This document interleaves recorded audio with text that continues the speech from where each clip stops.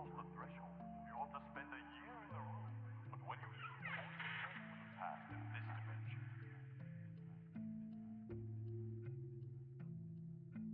Good luck.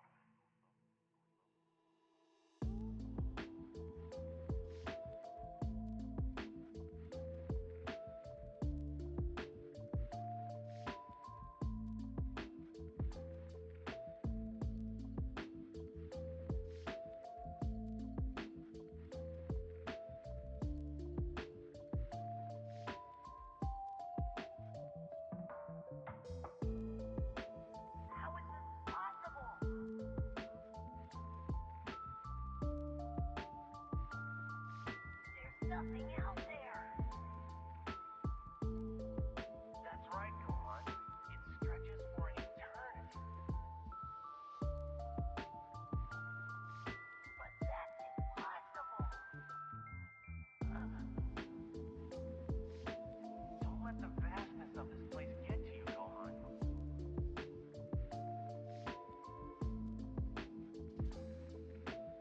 Gohan, this isn't going to be a holiday. We came here to train. Listen, son, you are going to become a Super Saiyan. Me, a Super Saiyan? You think I really can? In time, but you have to take this training very seriously. But it's not going to be easy. I understand, but how hard will it be?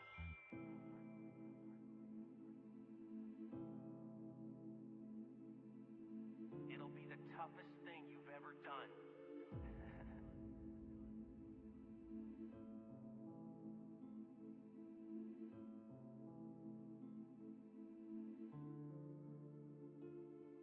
Then we're gonna try to reach a power level higher than Super Saiyan.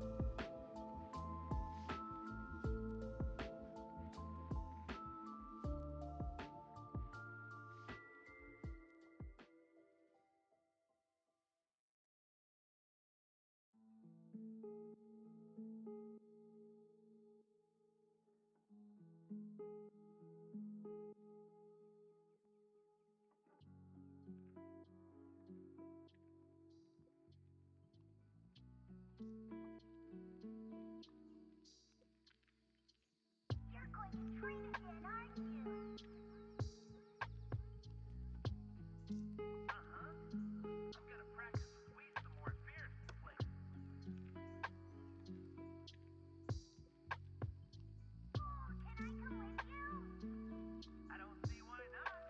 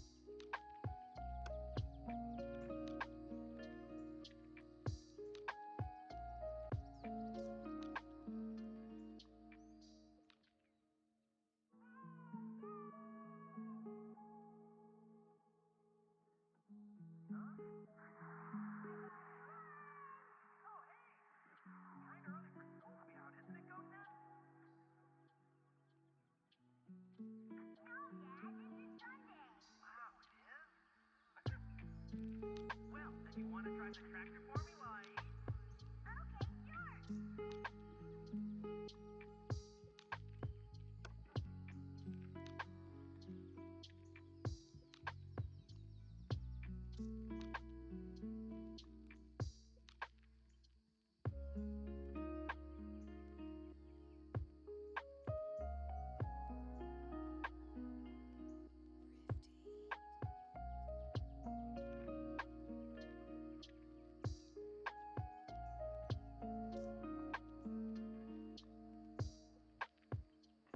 Do you really think you have to keep training?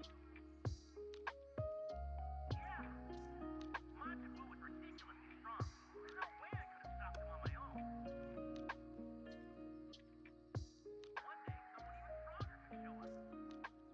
So I've gotta keep training. For God's sake.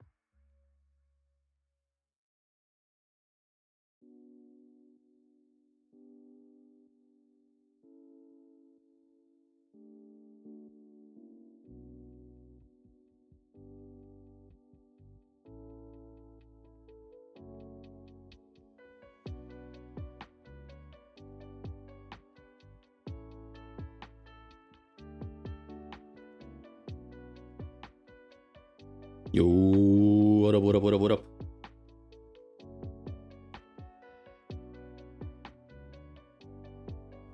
It is time.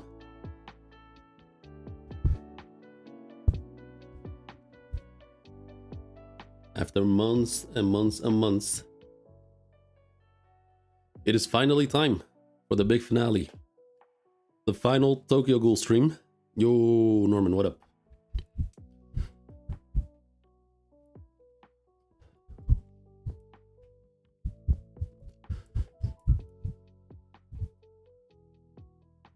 Ooh. The last 14 chapters of the series. And this is where we left off 2 days ago. I have no idea what to expect. Furuta was referring to deploying a certain someone, a certain her. And then this thing popped up. Big thing.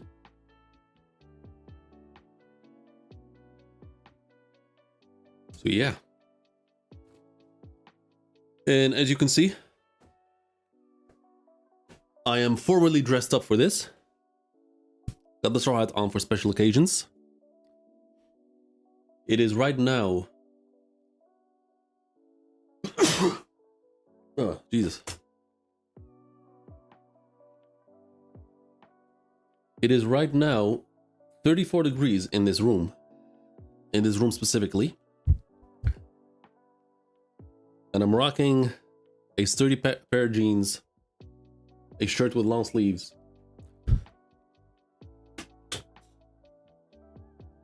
So let's see, let's hope this is worth it. Let's hope it's worth the sweat. Hope it's worth the discomfort.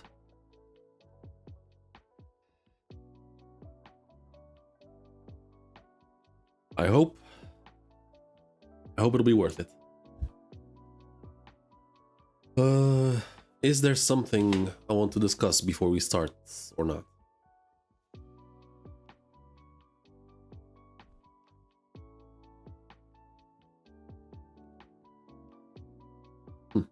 There we go.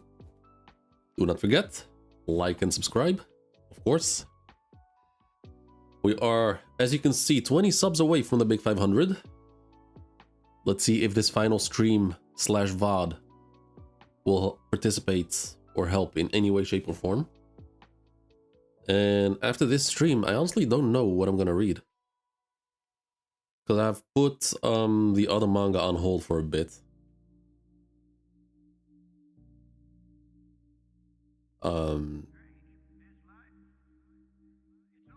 I could go for the shortest one, just continue with Ichi the Witch after this. Because that should be the fastest one to catch up to. Or I could do Full Metal. Because it's obviously another classic, just like Tokyo Ghoul. So I could give all my focus to Full Metal Alchemist. And see how that plays out. like in a similar way that I did for Tokyo Ghoul. So just weekly 10 chapters until we finish the series.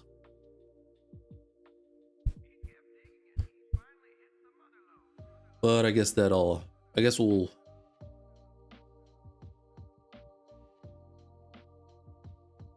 One thing you might notice is, like I said, his final arc is heavily rushed, but I do think it's better he rushed the final fights. Because he pushed through and we got good. Okay, fair enough.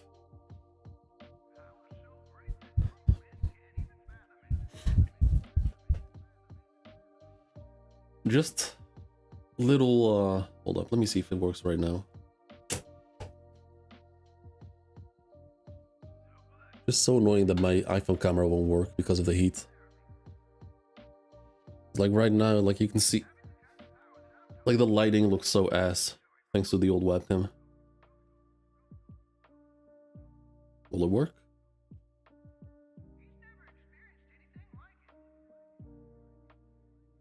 It will not.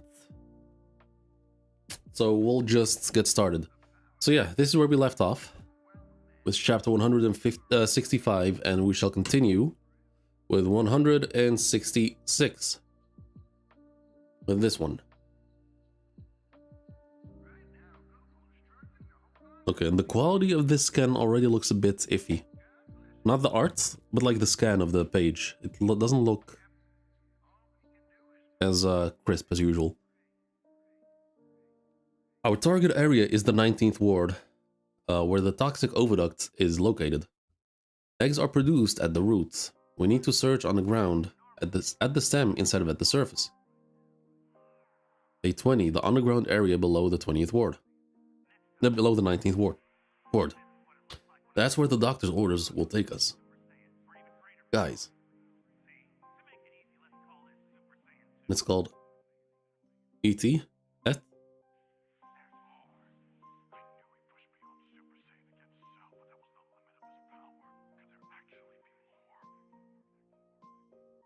Please. Okay, oh, hold up. Oh, wait, what the fuck? Yeah, that's what I was assuming, Eto. Because that's the only thing that comes close to whatever that means. But hold up, I'm seeing stitches. So it is who I thought it was. Because that was the only one I could think of. Like, we have to deploy her, quote unquote. But it looks like Eto might not be doing too well. And it's got some sort of mask on.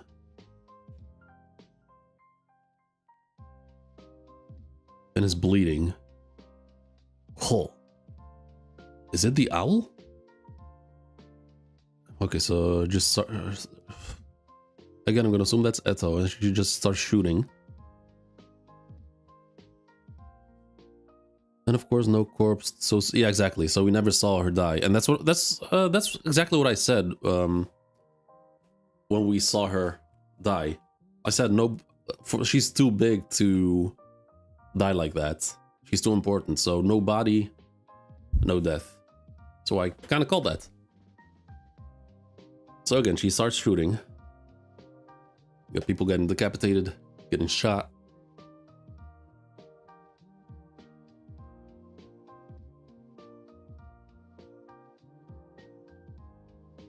Just once again, just people's heads getting split in half.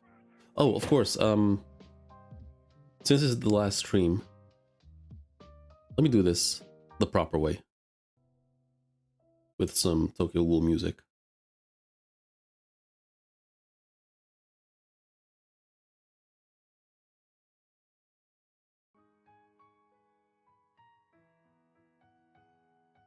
Okay, there we go. Here we see someone getting stomped, others are getting slashed. Step back! Ukaku, fire! Okay, so we got the CCG just shooting projectiles.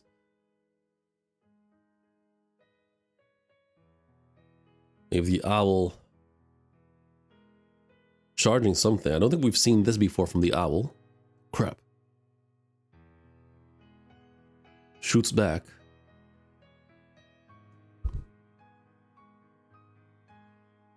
The one-eyed owl? This isn't just a distraction. The command center's under attack. Engaging hostiles. Calling the investigator in the area. Calling all investigators in the area. They've come to crush us. Music's a bit too loud.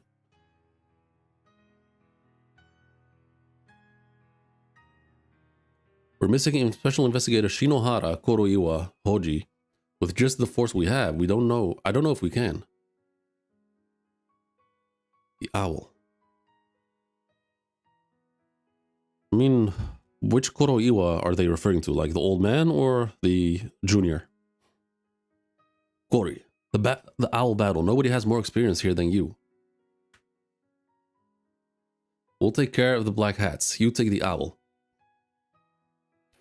That is a lot of pressure. What the? I mean, it's true, but that is a... That's asking a lot. Why not turn that shit around? Hey, yo, you used to be under Arima. You train under the strongest. You take care of the owl. Don't you know? Wait, you say that as if it's easy. Don't you know that I'm a scaredy cat?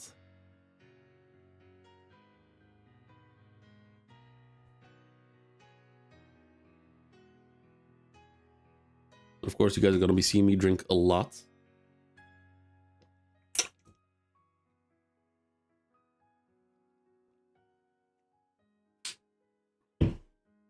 If any of you go down, follow procedure and form a 5-man squad. Superior officers take the lead. Now move. Investigate Marude. I'll take command out here. Do it. Hayashimura, Isai, Shima. You guys assist Investigator Ui. Yes, sir. Investigator Tanakamaru. I need you to provide support from the rear. Ui boy. Suzuya. Can you get to me? I want you on my flank. Okay, that's a solid call. You do want someone like Suzuya against the owl. Ukaku and firearms, aim for the shoulder. If we can take down its blade, we can turn this into a short-range battle. It's faster than it looks. I mean, I don't think you want this to be a short-range battle. If it approaches, fall back. A shield. Our Kagune will make good shields. Okay, so you have Tsukiyama and Nishio offering help. Thank you. Fire teams are under Investigator Morgan's command. Use the ghouls as cover. Get behind us.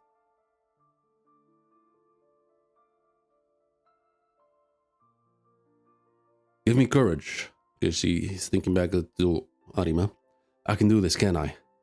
Kisho Arima isn't here. It's up to us. Okay, dope panel. Then we have him engaging the black hats. The V squad. One of Kisho's men. How ironic that I'm the one to take out someone trained by that traitor. Takomi, Yusa. Okay. Oh. Okay, Koryu was... Okay, so he's in battle right now. Yeah, of course, because that was established 2 chapters ago, I think. So he attacks from behind. V-Guy blocks pretty smoothly, I gotta say. Gentlemen, you ready? Okay, just like some sort of devil's tail. Does he have eyes on the back of his head? Yeah, it's pretty crazy that he's able to see attacks coming from behind. Here he comes. So he does some sort of attack, which is, once again, very difficult to read. And it's cuts his shoulder. Kuroiwa with an overhead slash. Dude blocks it with a dagger. It's such a short weapon. And it looks like the V-Guy throws something from behind.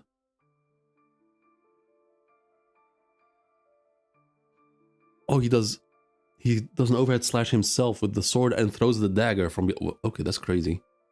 Once again, in the shoulder. What's the matter? Can't lift your arm?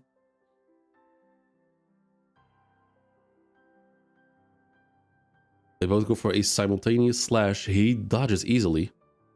The kid's a millisecond slow. So he knocks him down. Goodbye, once again with an overhead slash. Is that? Can't tell who that is, but he blocks him. Yusa Arima. Oh, okay. You look a lot like Kisho when he was a boy. I used to train him. Kisho was stronger than you. Goes for a slash, gets blocked. You want to find out?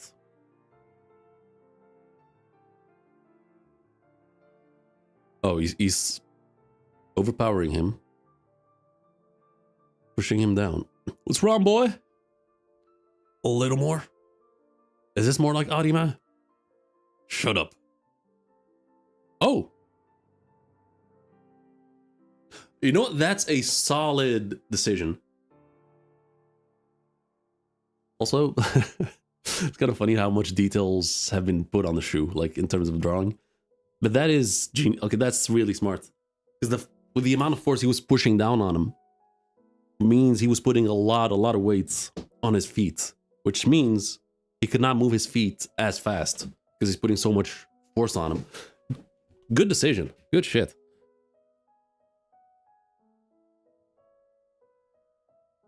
Nice. Very well done. Props. Mad props. Yusa, my name is my pride. And he goes for a slash. Clean! Although I don't think I've ever seen someone's head being cut like that. Like from here and then like just up. Face off, yeah.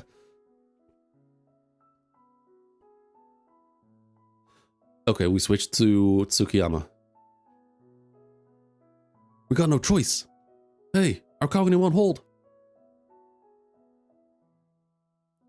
Oh, it healed. Bonjour. Let me know when your Kagune starts giving up. Out. So did Banjo do something? Okay, so then the CCG is just firing like crazy, putting pressure on the owl. If it's a Kakuja, it has a main body. That's where it's vulnerable. The neck. It was in Investigator Sasaki's report. Investigator Suzuya, we'll handle this. Please get the owl.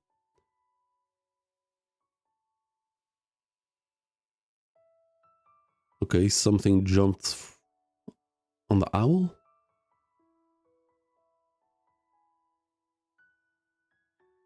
Oh, is that Suzuya? The fuck? Finish him, Suzuya! And he just, wow.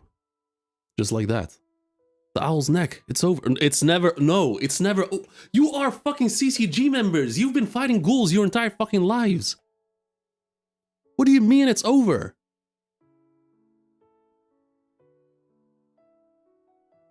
God, it's the, God damn it. Oh no, Eto.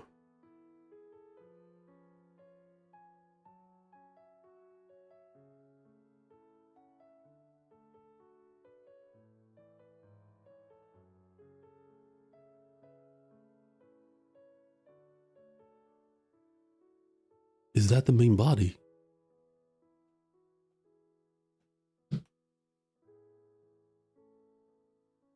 And then we see round 2 and his face gets reattached.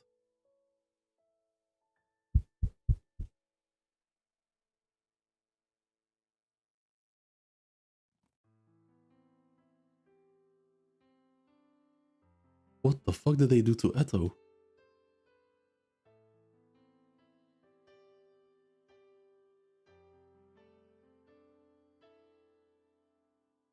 Fuck.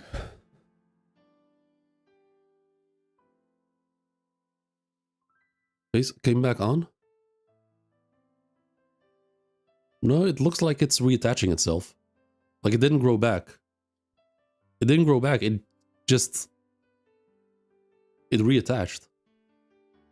Because you see it like still split off and it goes into being slapped back on. Okay, and then the owl just continues the rampage. No, this is a fucked image. Wow. Okay, let's continue. 167. Okay, the pages are fucked. The chat is called Transparent. We have a whole bunch of CCG members just getting split in half, getting shot. Eto walks out of the owl body. It looks like. Can still move? It did nothing. Pas possible. Investigator Suzuya. The owl.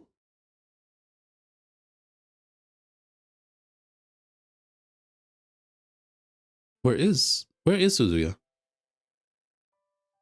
Okay, so those two continue their fight. They're just clashing.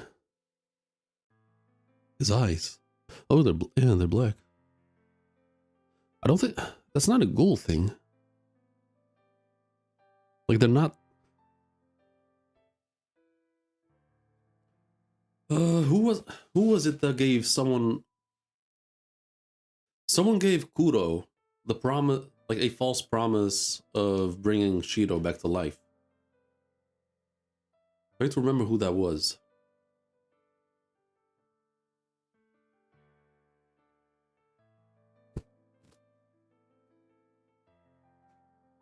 Can't remember.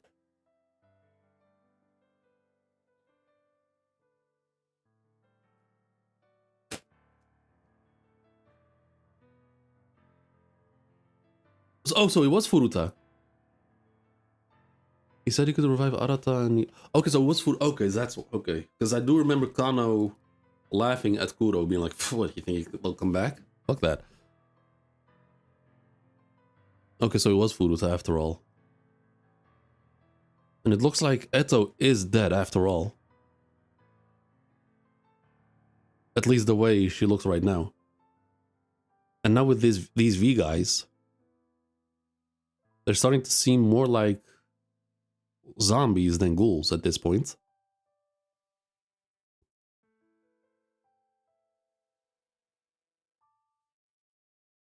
Now, our C cells might be playing a role in this, but like this is not giving me any ghoul vibes at all. Like it doesn't feel how ghouls fight whatsoever.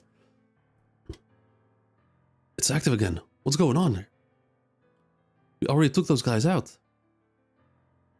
Oh no. We're finally getting acclimatized to it. The basically since cognitive based on imagination, there is near zero chance it could pop out.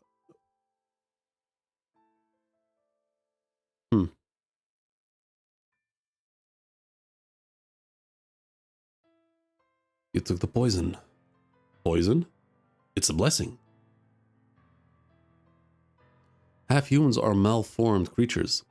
We in V and the children of Hakubi Garden, we have short lives because of the imbalance in our bodies. If we abandon our malformed bodies and become ghouls, it will bring us into harmony. The dragon is the arc of life. Isho was a fool. If he had joined us, he wouldn't have aged or weakened. Same for that failure behind you. This body, it's not bad. So they are ghouls? Like they feel drastically different from normal ghouls.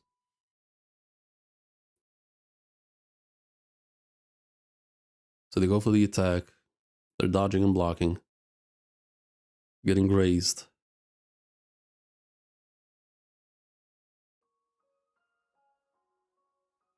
And then the owl. We're finished. We're dead. There goes Ui. Goes through the head.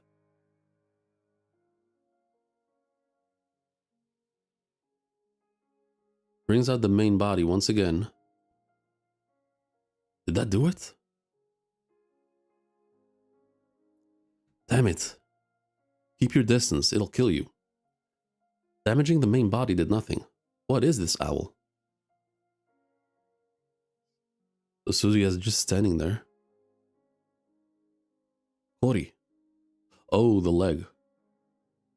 Your leg. The impact blew my prosthetic off. I'm glad my actual leg stayed on. The owl. It seems unscathed. Yeah, something's not right. Yeah, no shit, something's not right.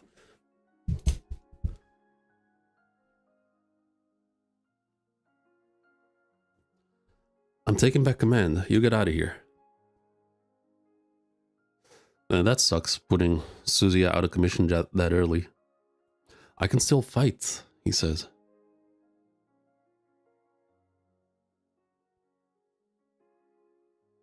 Dragon poison made them ghouls. Resident the Psycho had, since they are full of ghouls.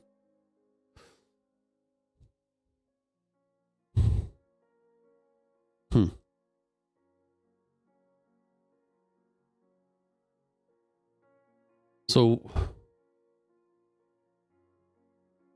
questions for later. Questions for later. I'm gonna get to that later.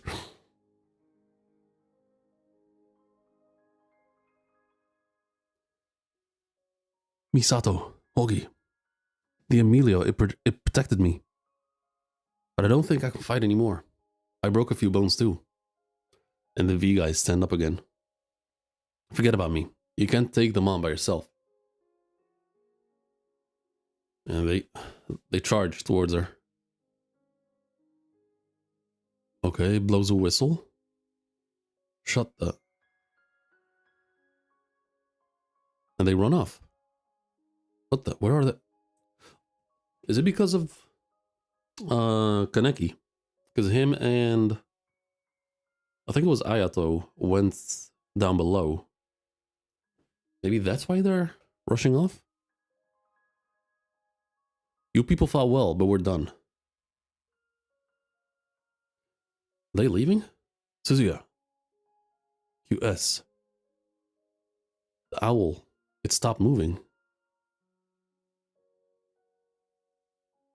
Wait, what is happening?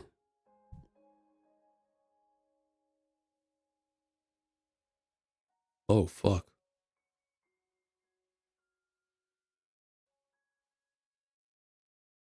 Is that a fucking hyper beam? It's like a... The owl gets on all fours. The Kagune limbs on the back, they spread out, create some sort of disc.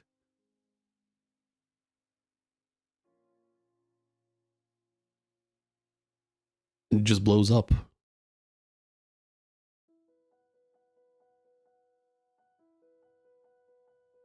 We're here. This is Nishino. Ayato, you need to wear the gas mask. You too, Kaneki, just to be safe. The air down here is bad.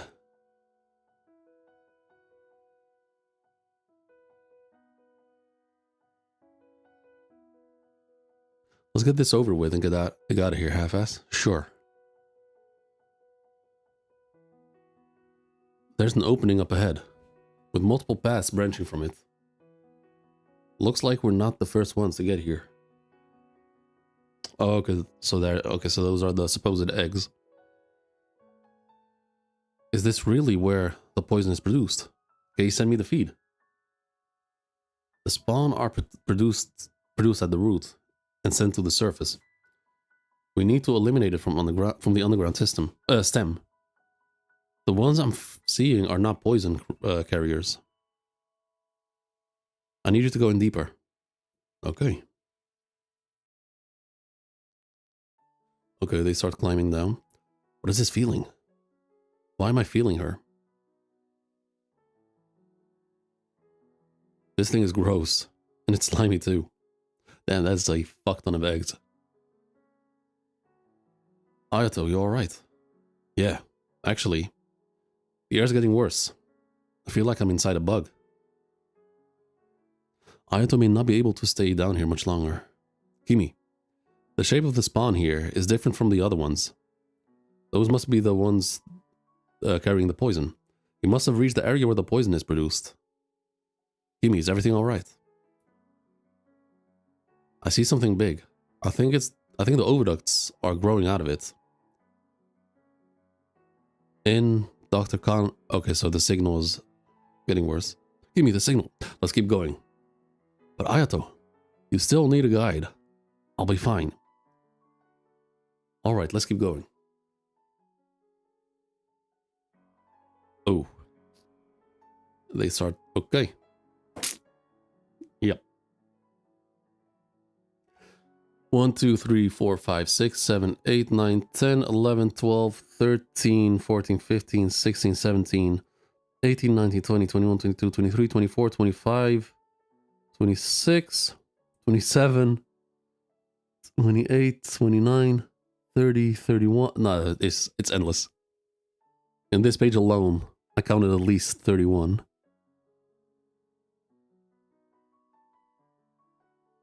Crazy.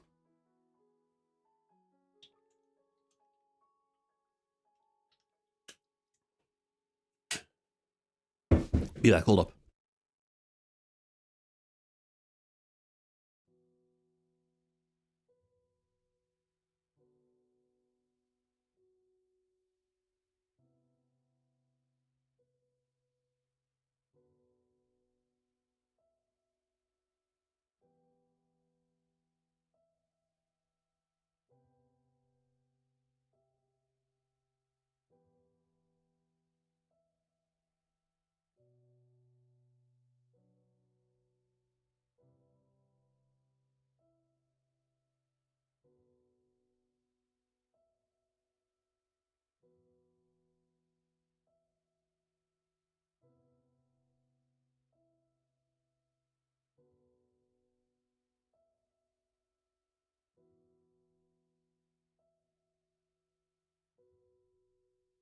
We back.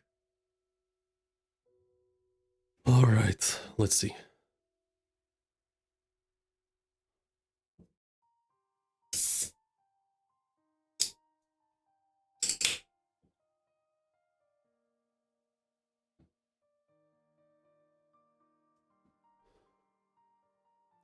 Chapter 168, Neo Edo.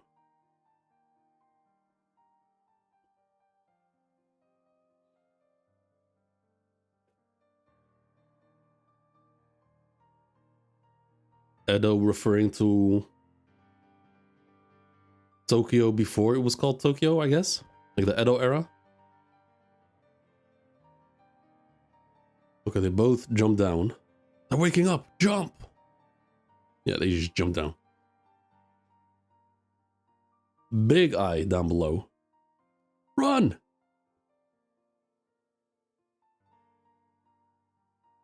Okay, Ayato takes off his backpack, pulls out his Kagune, starts shooting at them. I'll stop him, go! You're the only one that can do it. Don't waste your energy here. It's straight ahead. Keep going, Kaneki. I'll see you later, he says. Yeah, there's way too many of them. Counting on you, stupid brother. Oh boy, he's gonna die. Oh no, he's gonna die. Oh no.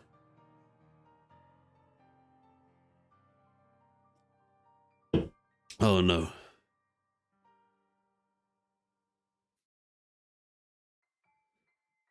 He got the uncle boost. If the only uncle boost he got here is Uncle Ben's uncle boost.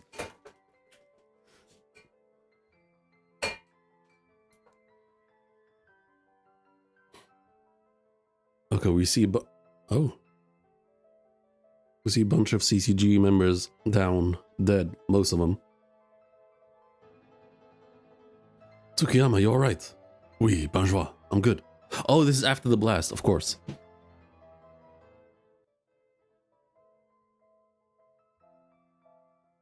This is after the explosion. But the doves. The owls highly compressed our C-cell attack caused massive damage. How many are still mobile? Confirming that right now, but that attack took over half of our men. Damn it. Okay, someone in a wheelchair. I'm assuming that's Aura's aunt.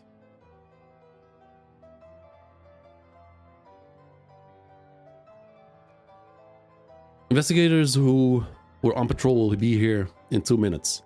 Send them out and maintain the front line. Kyoko! Mado!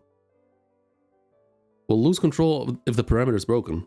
The situation is still developing. Pull yourself together. Suki. Regroup. Maintain the front line. It's not over yet. Okay, this is just after the explosion. Ooey. Ah, right. I can still fight, he says. I forgot about the armor. I was saving this for an attack, but we need to regroup, Corey. Yeah. Good shit.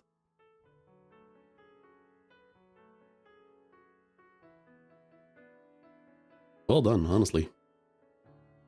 Now you have Urie, who seems to have created a big-ass shield to protect everyone behind him. Urie, Zhao. Anybody hurt? Aura. Suzuya squad, we're good, right? We need to maintain the front line. Yusa, we're gonna win and live to celebrate.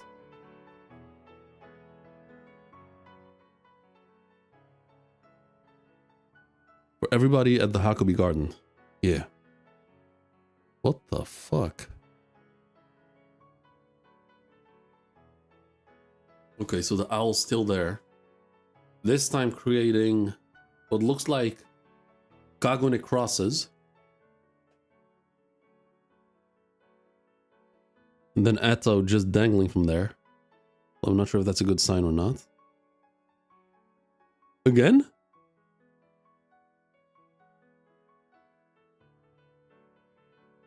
The owl's still moving. We can't hold off this one, and he's charging another one.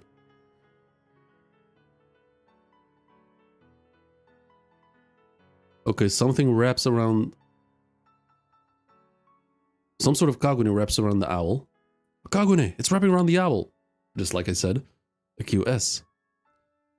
I thought you guys were phonies. Oh, okay, it was, Mutsuki. I thought you guys were phonies, but not bad. Nagachika, I heard a whistling sound before the attack. I heard it too. Does it have anything to do with the owl?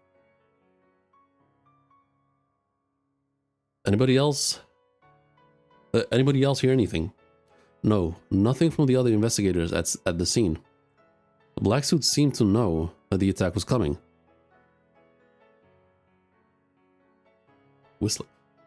Only ghouls heard it. What if it was a signal? Oh, the dude's whistle. Oh, okay. But it looked like a regular whistle.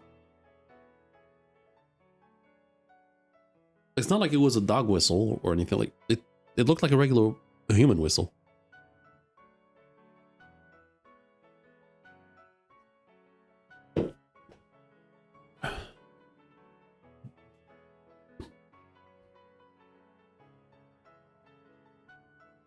What if it was a signal? The owl's attack can be predicted. Akira, somebody's controlling the owl. Get me a map. The owl's sighting locations, black suits, the CCG position. The position relative to the command center. Our C-cell effective range, south. Okay, so that's Mado going full big brain. F-squad, cease scouting in the area. Cease scouting the area and head to your 7. Fuguchi. Yes. Because that's Hinami. Engine sounds from the vehicles, people screaming, footsteps, the breathing of the wounded, the vibration of the air, gunshots. Caused by the owl, empty casings hitting the ground. Past that, farther, climb. Wait, farther ahead, that way. Farther. Climb. I found them.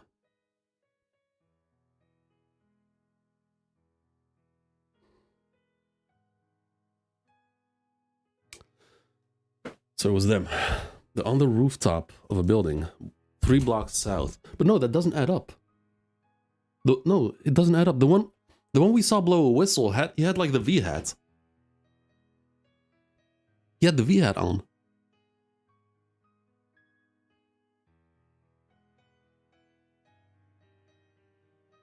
Priest and his crosses.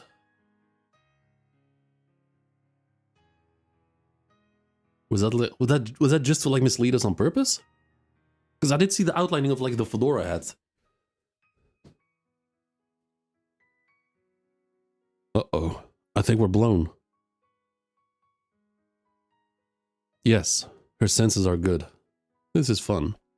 Oh, fuck you, Uta. We need to move. Find another blind spot. Sure thing. It's too bad. This was such a good spot. They figured out the owl was a puppet. One of the doves is sharp. And in comes Amon. From behind.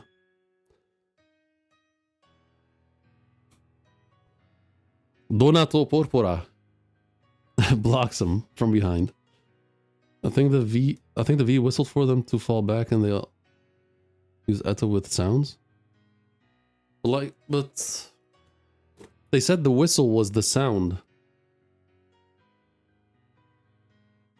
I think the V whistled for them to fall back. And also to use Eto with the sound.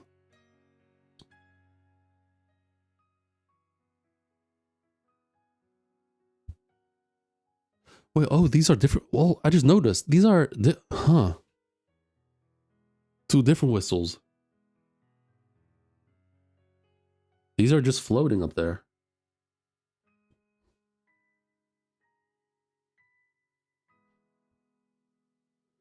So anyway, Amon jumps in.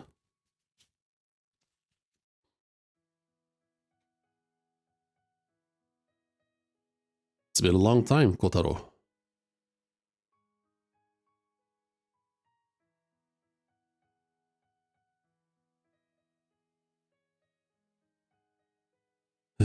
So they face off. Ren. I never really understood you. I still don't, but... Yeah, what the fuck is Uta's deal?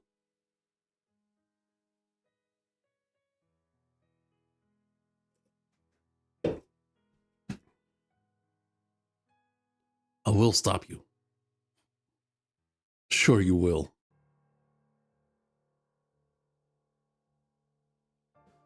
Alright, let's continue. Chapter 169.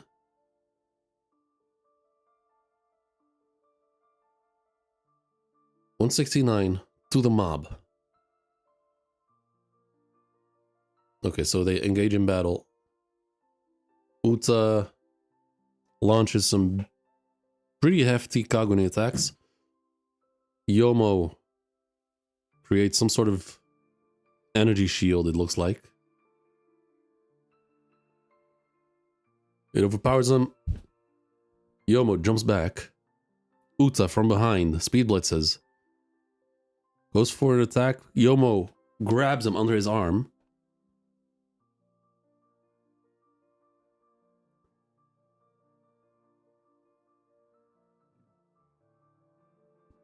Looks like he throws him in the air. Goes for a kick. And the way it looks like Uta may have like blocked it somehow. Just like old times, Renji.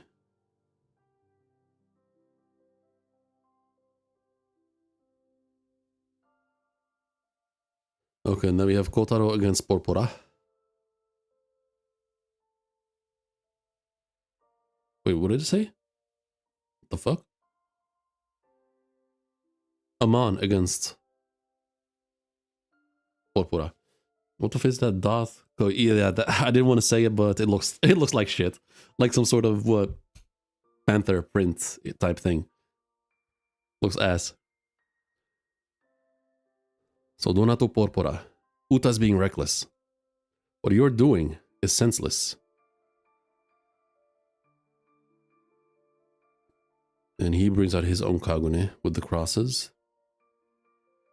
As for the attack, Amon dodges, blocks it.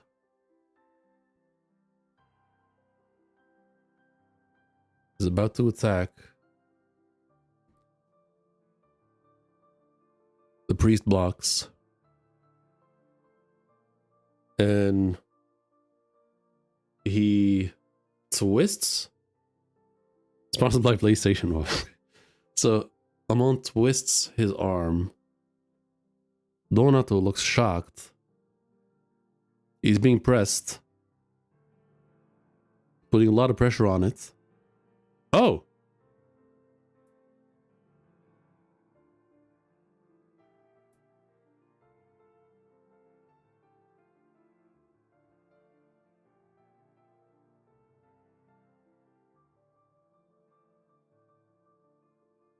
Okay, so he launches like the lance like this, and then twists it for more. Okay, for more sharpness, I guess. Made a spin. No, I get that. I'm trying to figure out the whole attack from the jump. So essentially, special beam cannon them.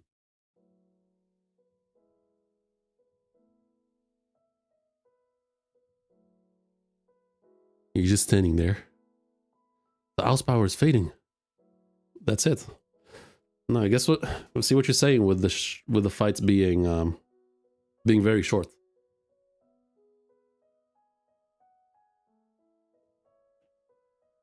Although I would say for Amon, it makes sense. For him, it does make sense why this fight would be short. It's like if there's any the double S or triple S tier ghoul that Amon will be able to take out with fairly relative ease, it would be Donato Porpora.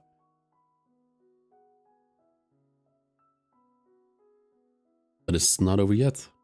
He's regenerating.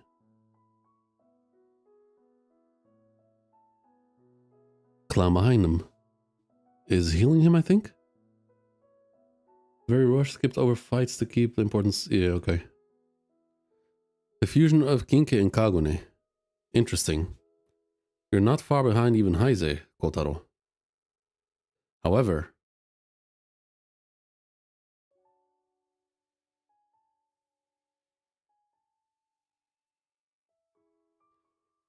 oh, is he trying some hypnosis?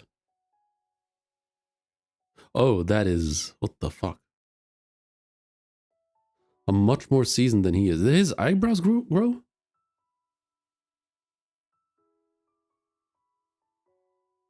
They did. His eyebrows did grow and very fucking nasty. You think it's senseless? You'll understand soon.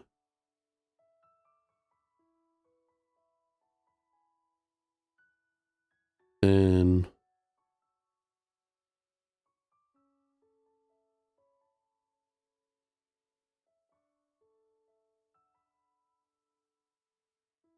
someone's Kagune comes out.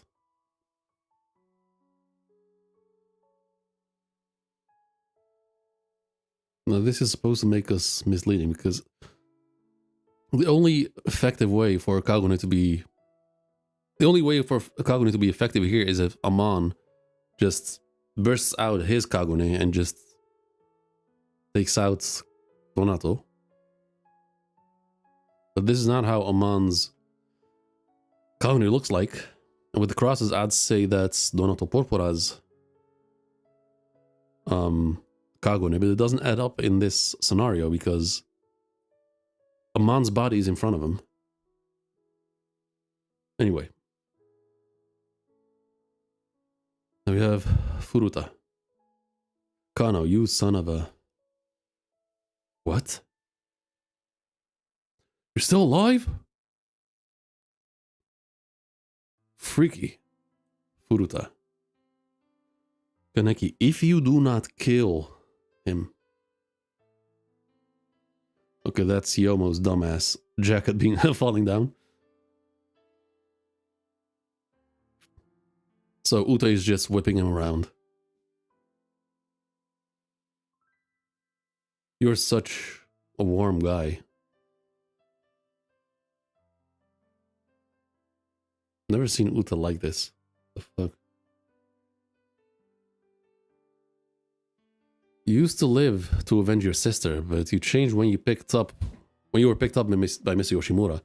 You began fighting for others, protecting your niece and nephew, finding hope in Kanekichi. But it's not so clear cut for me. These eyes have seen a lot. These ears have heard a lot. I'm constantly reminded that the world loves humans, not us ghouls. That cold void will always be there. That's why we keep hurting each other, keep bleeding, because we can't feel warmth.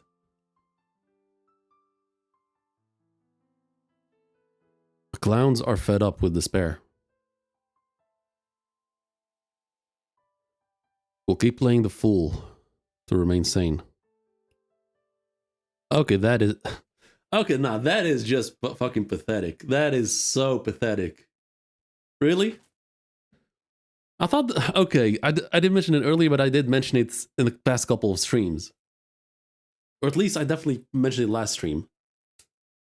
Because we got... The motive for the clowns was like, we love chaos, so we're just doing it for the hell of it. And I was like, alright, fair enough. Fair enough. But then... we saw Donato controlling the owl, and I was like, wait, I thought you guys were just here for shits and giggles. You just wanted to see chaos. So why are you helping one side? Why are you not just enjoying the show? And now the truth comes out, and they're just whiny bitches. They're pathetic.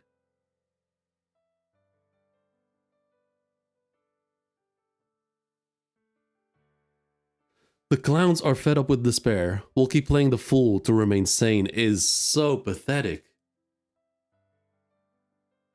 Wanna be Joker?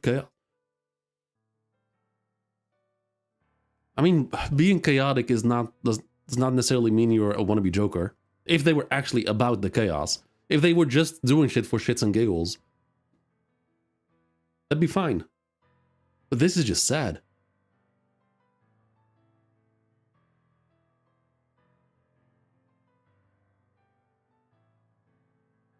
That is so sad, wow.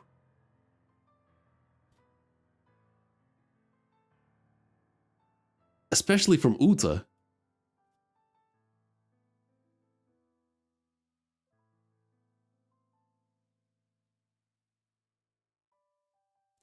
That is crazy.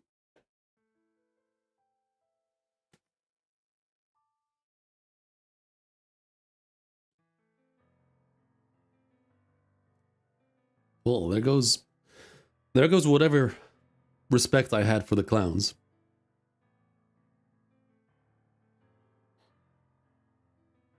It reminds me of something. I can't put my finger on it.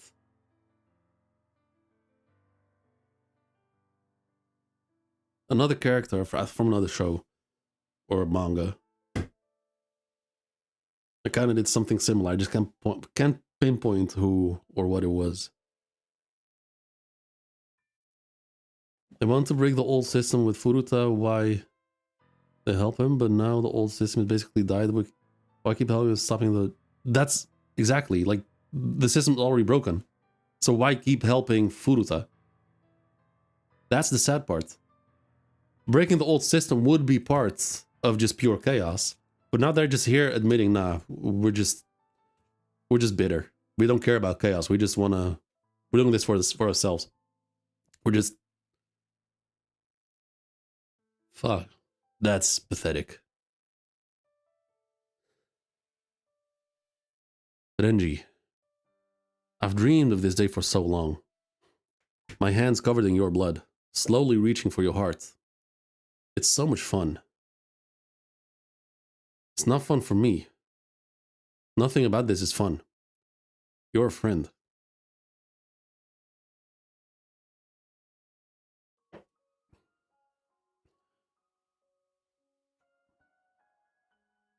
And I will not kill or be killed. He starts screaming. Like on some Like on some Luffy Gear 5 shit. Like we've seen Luffy and Gear 5 silhouettes in Wano like this at one point. I mean, the girls even said she wanted to see Kaneki break in despair. So after the whole destroying the system thing, they just want Kaneki to fail and yeah, so they're not about chaos. They just want people to be miserable. That's not chaos. That's just sadness.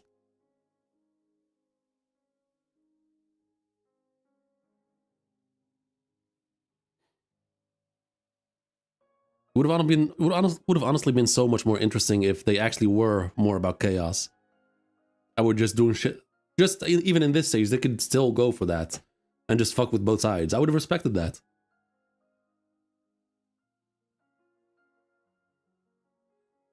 I am glad you're my friend, Renji. You're always so genuine. Never insincere. That's why you believe in this world. Continues to laugh.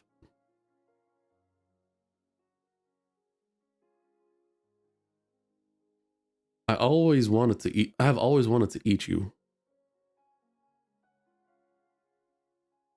Okay. Let me feel alive, Renji.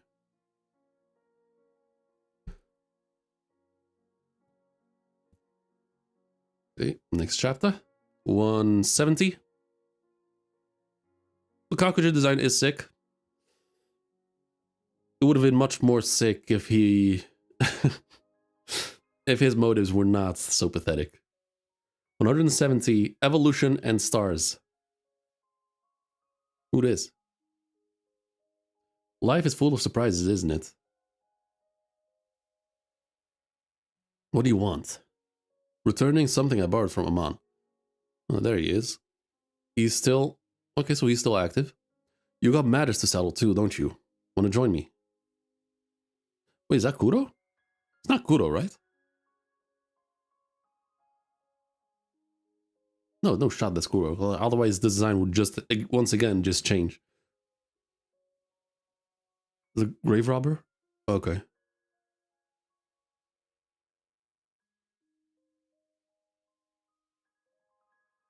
That's Donato, right?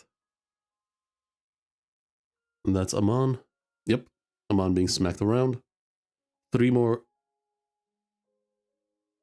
Kagun is about to face him. He's taking the hits. Oi. Aren't you gonna what? Isn't he your... Why? Why would you ask me that? Don't you want Aman dead?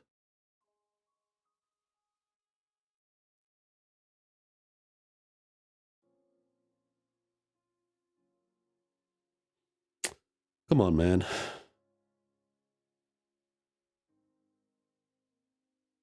Had a kink and was started as underling? Oh!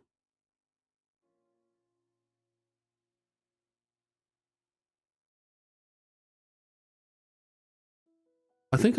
Oh, wait. I think I know who you're talking about. Oh, okay. Why would you ask me that? Don't you want Aman dead?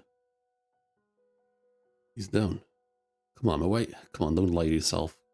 Thought we were past that already. Okay, so Uta screaming. Yomo jumps up. Dodges. Takes a hit to the side. Yo, what up, Ento?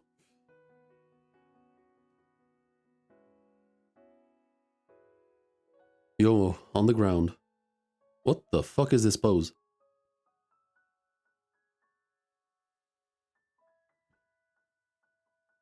You got some infos in the extras that she would want Aman dead because she was raised by the Bin brothers.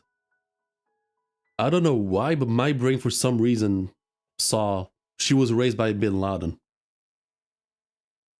I'm tired. I'm tired. Whom he killed.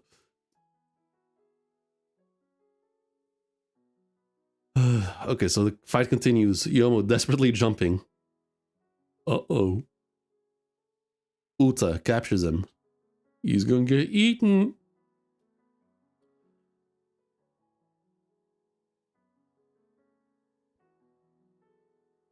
I got you.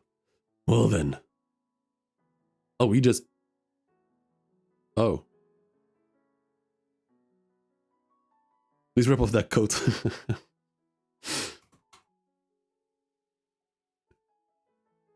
Okay, Yomo is screaming.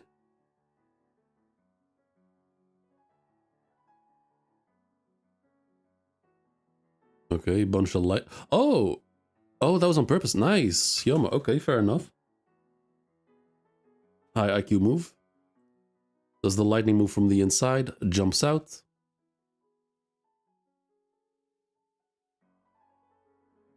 Angie, you taste so good. Shut up! Shoots lightning.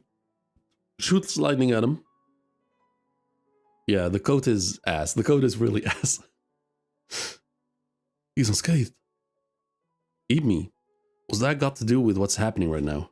Because if you aren't forced to fight me, you never will. That's why you're doing this? It's very important to me. Then, the reasons don't matter. This makes no sense.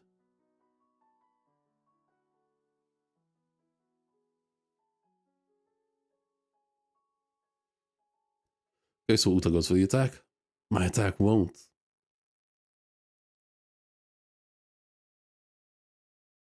I thought he got it for a second, but no, he just gets smacked away.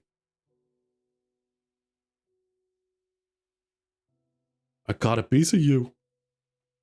Looks like you haven't lost your touch. No, no. Okay, he jumps off the ceiling.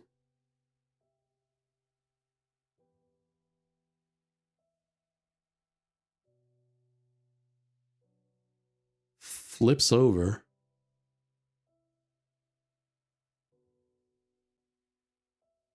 Drop kicks him down. Okay, clean, clean. Oh! Okay, well that's something. Although he says this is nothing. Oh, I see where this is going. Whatever this is, it's most likely made of metal.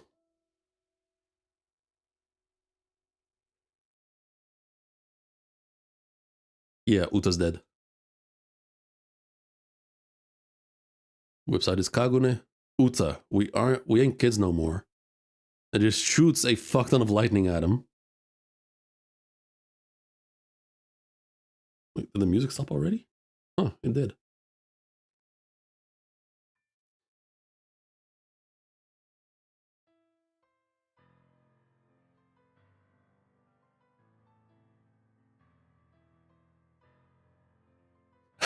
I think he forgot to draw his leg. Or just ran out of budget.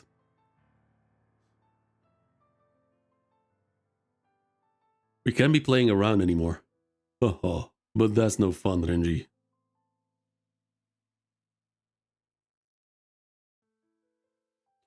Another character I had high hopes for. Just went down the shitter.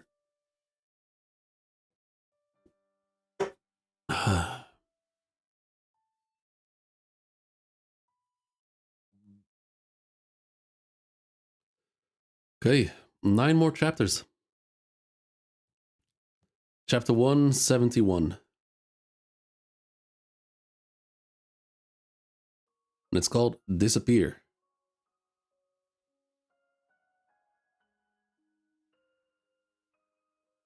You beat me. It's warm.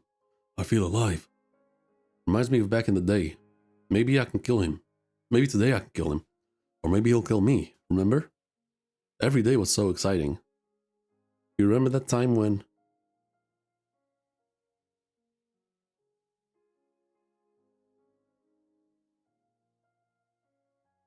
Huh. I think I'm dead as tripping. Never... Ignore what happened. Ignore that.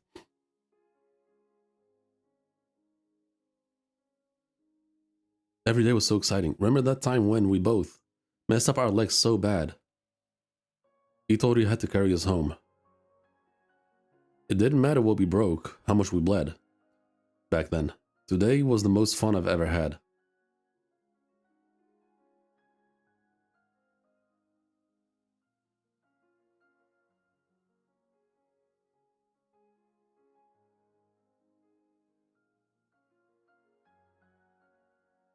Pathetic.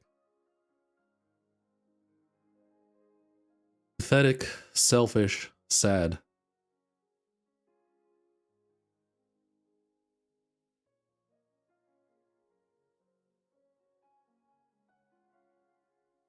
It's all over, isn't it? I mean, it didn't have to be. You made that choice.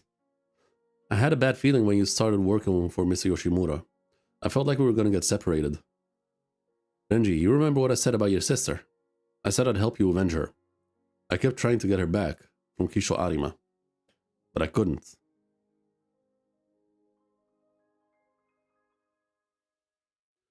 He still has the coat on. That means nothing now, does it? Yeah.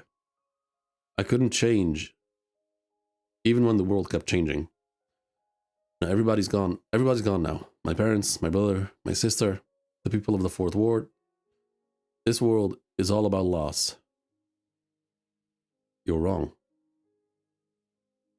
We've both felt that way, that this world is about loss. I lost my sister, Toka lost her father, and we will still try to convince ourselves that it was inevitable. Until I lost Antaiku. When Antaiku was gone, I didn't know what to think anymore. What was I supposed to do? What did I have to do to stop losing what I cared about? Would things have changed if I struggled against it, like Ken did? When I almost lost Toka and Ayato at Kaklia, I realized that if you want to stop losing who you care about, you have to stand up and fight.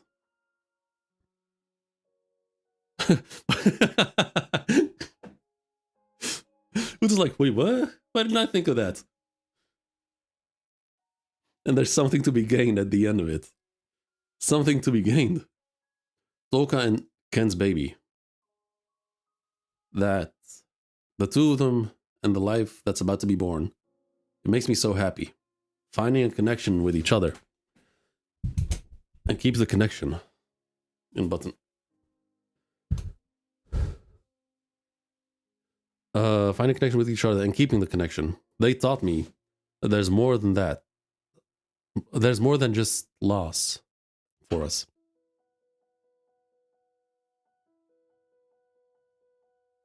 It's the same for you. If you want to eat me, just keep trying. If that's what you want. But I want to be an uncle, so I won't hold back. Just stop being a problem for other people. You can be a problem for me as much as you want, because you're a friend. Okay, you're right. I understand. We're both adults now, aren't we?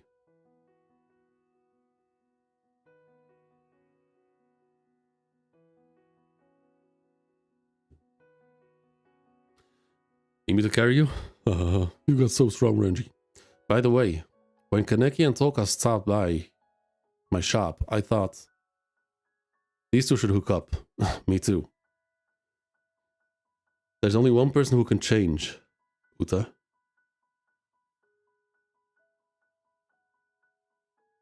Wait. Oh, Ren's the only person who can change Uta.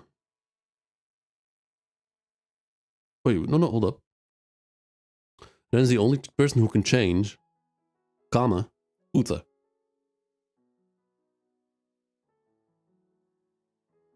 You are my pain. You kill me, you keep me alive.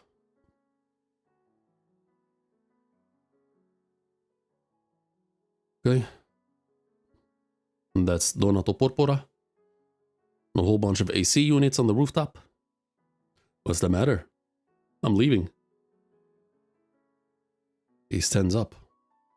Do you get it?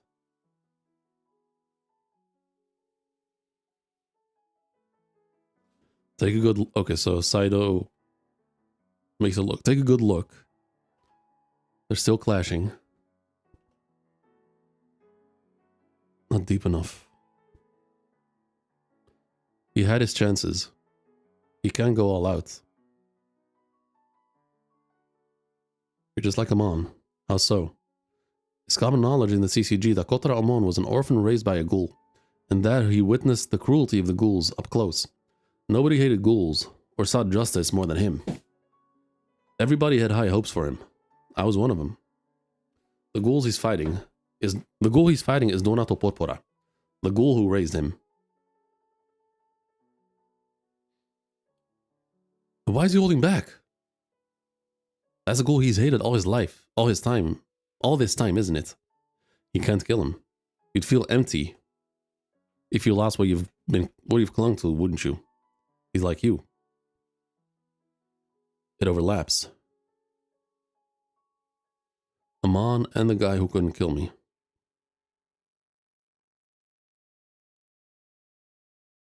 The fuck are you? Naki?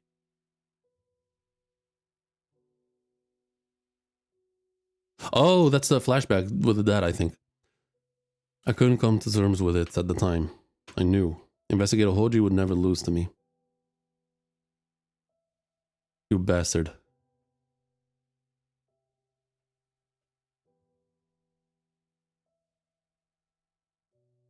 Now, I don't agree with this at all.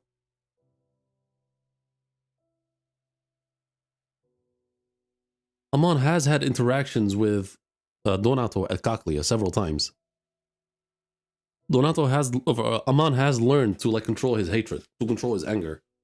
He's grown past that. Killing him here wouldn't be like out of pure unnecessary hatred, even though it'd be justified, but Donato is just too dangerous to be kept alive. During the breakout of Cochlea, I said, why that this was not worth it. All the intel he gave them, all the intel Donato gave the CCG was not worth him escaping. It's not worth him, it's not worth the possibility of just him potentially being able to escape at some point. It's not worth it.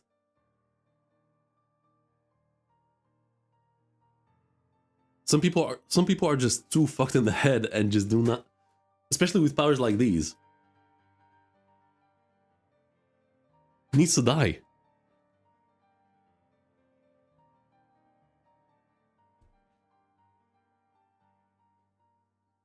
Remember the middle bit that's translated with he got tattooed on him?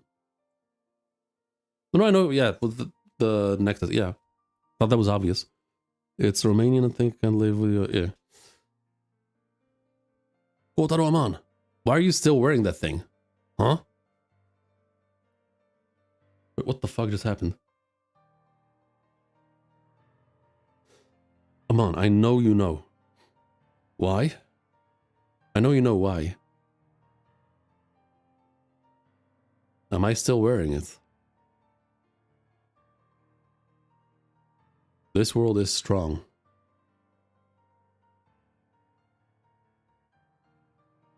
Okay, then you see the clash with him and Kaneki way back. And you monsters that are distorting it. Okay, Amon breaks through it. To be convicted by somebody's wrong, without truly knowing them. I can't imagine that being right. Eye patch. Thanks to this body, I know now. Many ghouls should be and are reviled by human. And that doesn't change even by my standards of justice. The more I learn about this world, the more I realize that Donato Porpora is more evil than any of them. That is an indisputable fact. Why was I wearing a cross? I wore it to remind me of my days in the orphanage. I have never felt anything other than hatred for you. I knew, but kept ignoring it. This world is wrong, and I too was distorting it. Okay, so he creates his own cross. That's dead as Mihawk's sword. I loved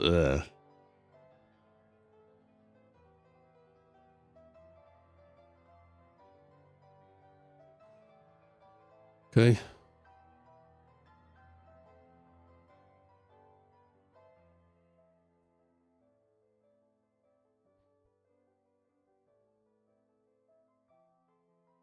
Okay, chapter 172.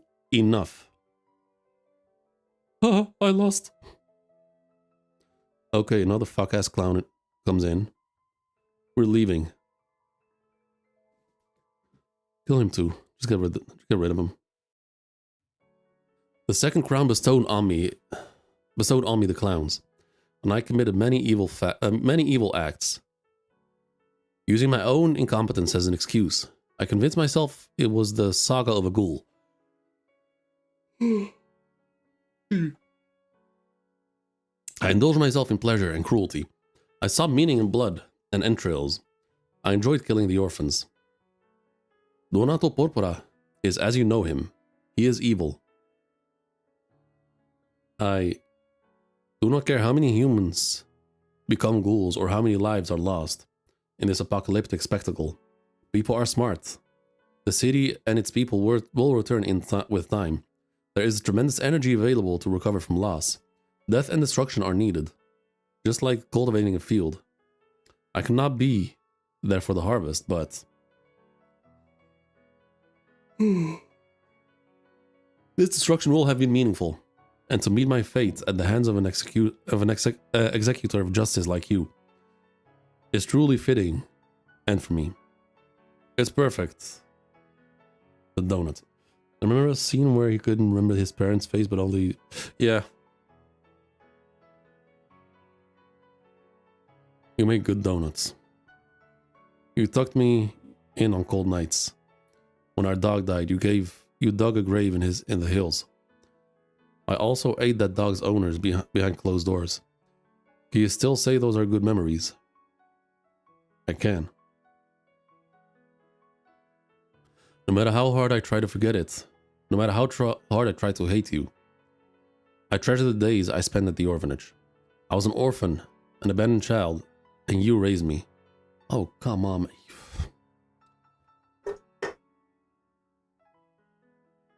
You were on the menu. You were on the list. You were on the menu. There was no... Fucking hell.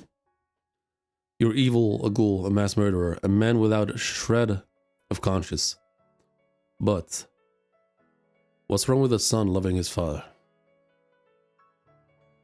Father, that's brilliant. The laughter rang out until his last breath. The owl is moving. Prepare for pursuits.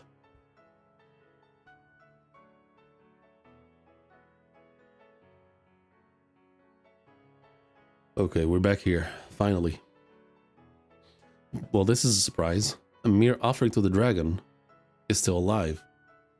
Well, what brings you down here? Wait a second. You're not here to stop this thing, are you?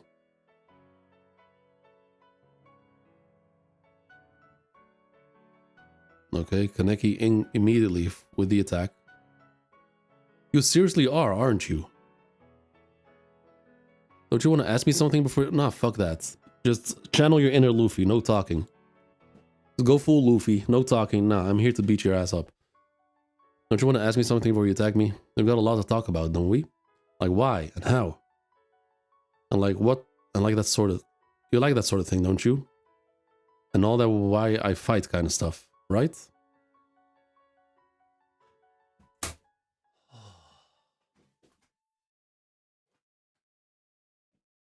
Thank you. Fucking hell, thank you.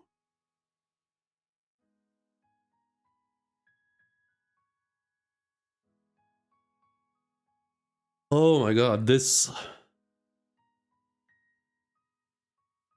You see this? Has murder on his mind? I think it's just... No, it's just that as this. He has no interest in his mind. And this also screams like the issue that I uttered when Furuta got announced as the final villain. I am not interested in that fucker whatsoever. I don't like him. Not just as a person, I don't like him as a character. I don't like him as a villain.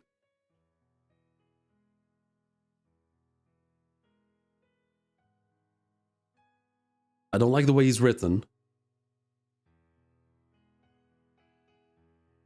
So all of this, I'm so glad that this is Kaneki's motive.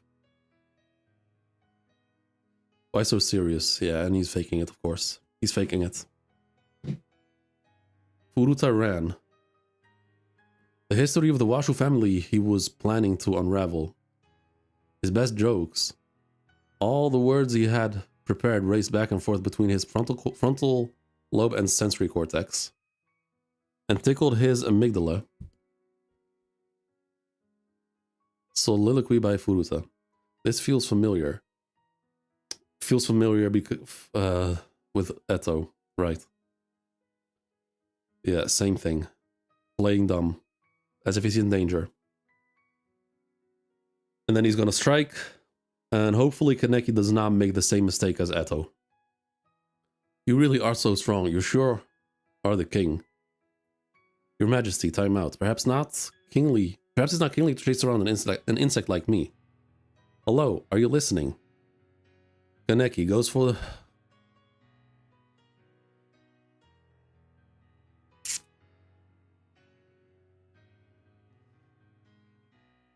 Now, I've shat on Kaneki a lot of times for his battle IQ.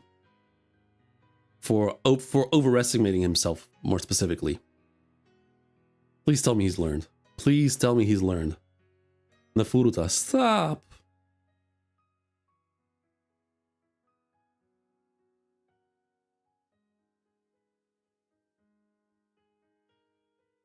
That's not Furuta, that's the dragon, or centipede.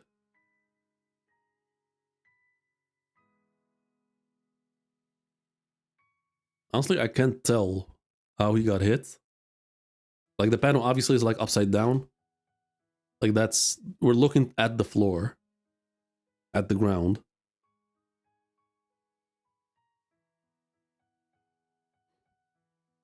Starts laughing. You're still an idiot, assistant special investigator. Coming down here all by yourself thinking you're a hero. And you try to force things as always. You're a thug. When are you gonna learn? You didn't think I'd let you kill me that easily, did you? Let me tell you something. I'm actually pretty strong. Yeah, that was a fat L, Kaneki. Please, do not start asking questions. Just kill him. Kaneki, do not start asking questions. Keep that I don't care attitude. Okay, there we go. There we go. One last time. One last time.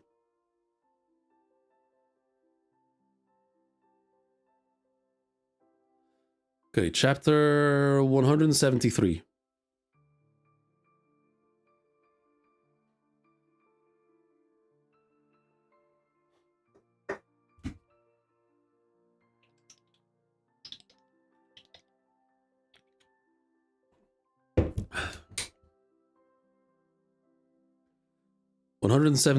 And it's called Sidestep. The boy training with the adults. Who is he? Okay, so that's Furuta, and that's why he's wielding a katana.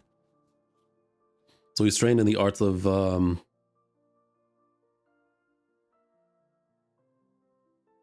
Kendo, I think it's called.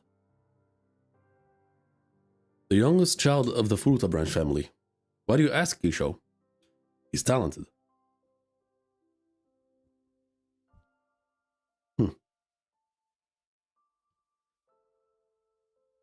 Arima with the black hair. I thought he was the kind to play with flowers with girls, but he's actually well-grounded. Unlike his mother, he has a knack for being loved. Of all the illegitimate children, Tsuneyoshi is particularly fond of him. Be that as it may, he's still on the bottom rung of the Washu family. You only get so far. Okay. They start the fight. They clash. What's the matter? Oh, gotcha. So he sees an opening. Cuts his neck. Wasn't deep enough. How about... Okay, Kaneki goes for an attack.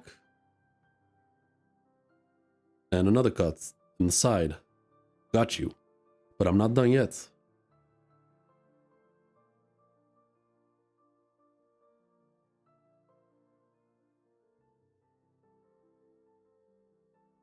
Come on, Kaneki, you're better than this.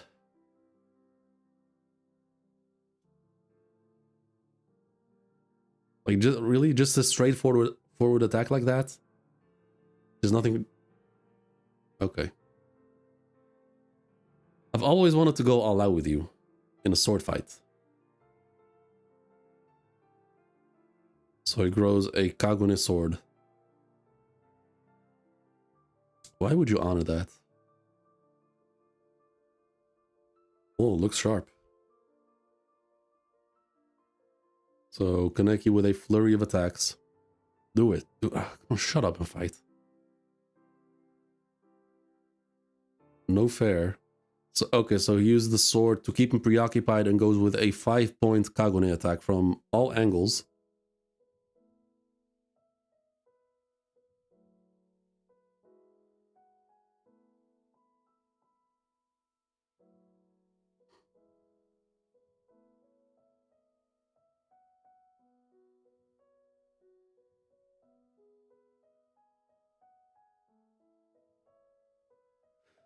Why in the ever-loving fuck?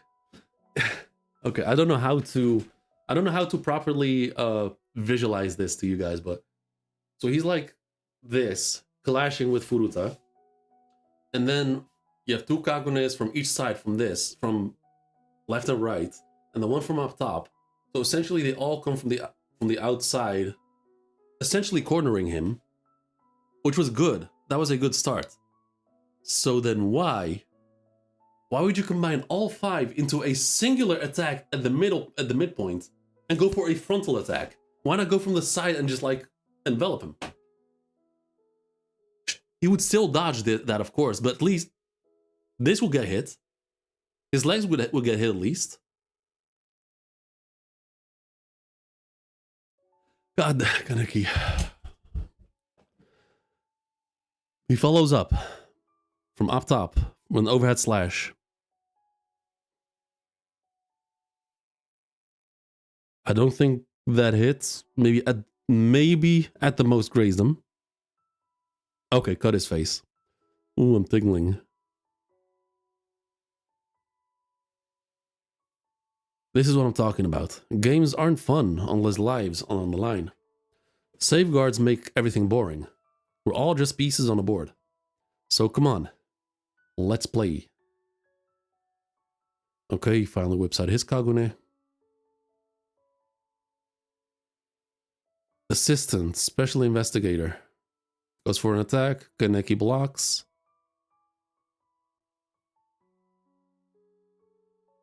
Furuta gives him a bit more oomph. Pushes him away. Oh! Wait, what the fuck? Did you just cut him in half?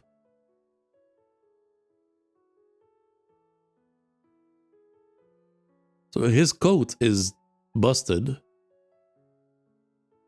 I'm not seeing that much blood, so this is a bit confusing. So he coughs up blood. Stings, doesn't it? What will I do next? You'll have to wait and see. And just starts yanking him around. Smacks him into the wall. Hospitality. Oh, he yanks him back towards him, prepares a slash.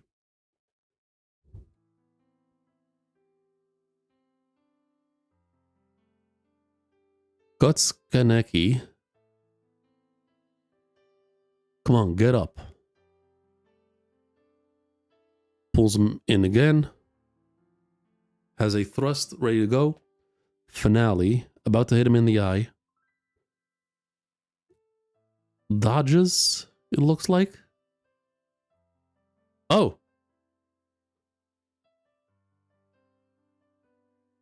Well, okay, he just took a page out of Saitama's book. Fair enough. And then backflips away. You all die already, you piece of... Let's play. Says Kaneki, you really are strong.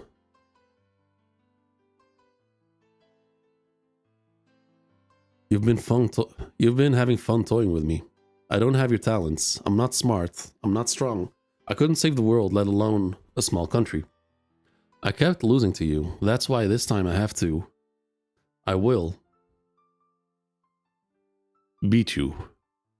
I'll beat you and save everybody, humans and ghouls. Okay, he just whips out everything he's got. With some crazy swords floating.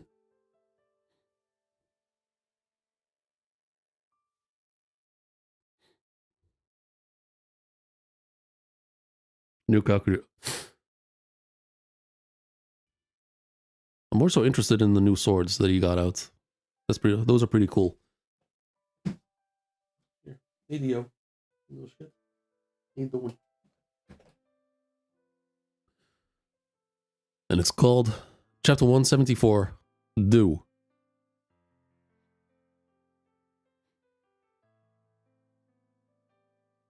Oh, they're not floating. They're attached to the no, not king, to the Kagune. Hey Dio, come on, come here. There you go, good girl. There you go. Good girl.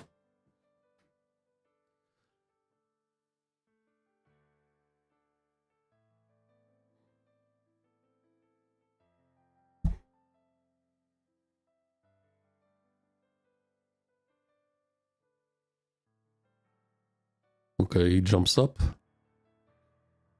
Launches an attack. Also, don't know if it could be called a Kakusha, since after the dragon his Kagune a whole different thing. He can shoot projectiles, make shields. I mean, yeah, like for him it has changed, like he's not aging anymore. Like his arms went back to normal. I think he regrew his leg too. His legs. So he shoots the swords toward him. Okay, flashback. Nimura, what are you doing? Sir, our family tree?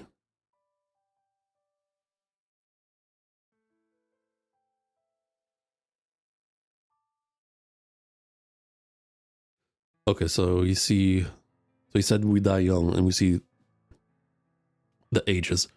So this one lived only, didn't even make it to 30 years. In 1999 to 1899, okay. Saya, eldest daughter. Eldest son, this one lived, this one lived only 20 years.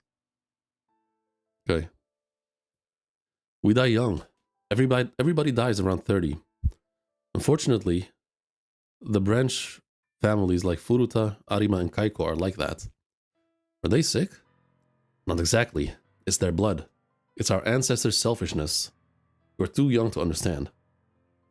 Oh, then I guess I should make sure to do everything I can. Make sure to do everything I want in the time I have. Okay, taking some damage. Connected with a follow-up. Cuts through the Kagune. Cuts through the shoulder.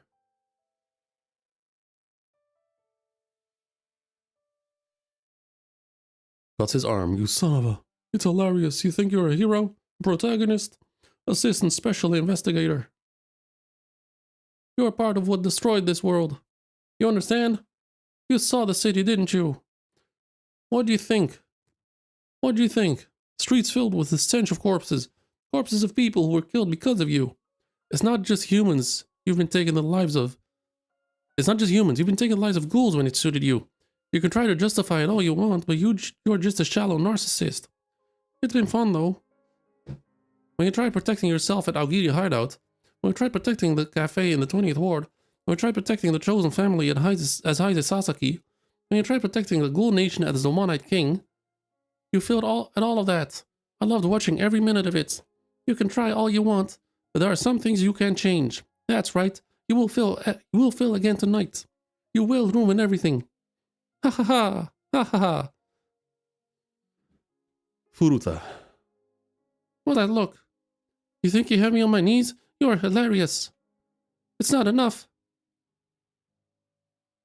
Killing the Washu and putting an end to the CCG taking all the lives, all these lives. I even unleashed the dragon on the world.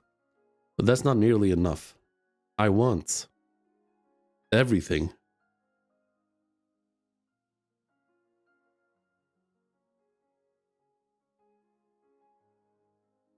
Wait, who's saying that? Wait, who's saying I want everything? Okay, so it is food. Okay, there. Okay, because Kaneki's is more white-ish. Okay, goes for attack. Kaneki blocks, it looks like. Okay, clean, cuts through it easily. Okay, more cuts. Okay. Kaneki gets grabbed, slammed into the ground. Goes for a follow-up. Socks him in the face. Okay, this goes for... Just starts pummeling down. More, everything. Everything, I want all of it.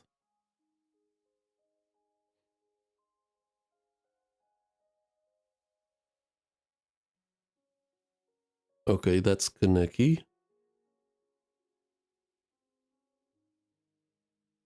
Yeah, I don't give a shit about this.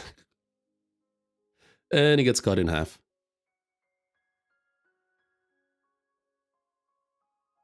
No, that is. Why did the author think I would care about this?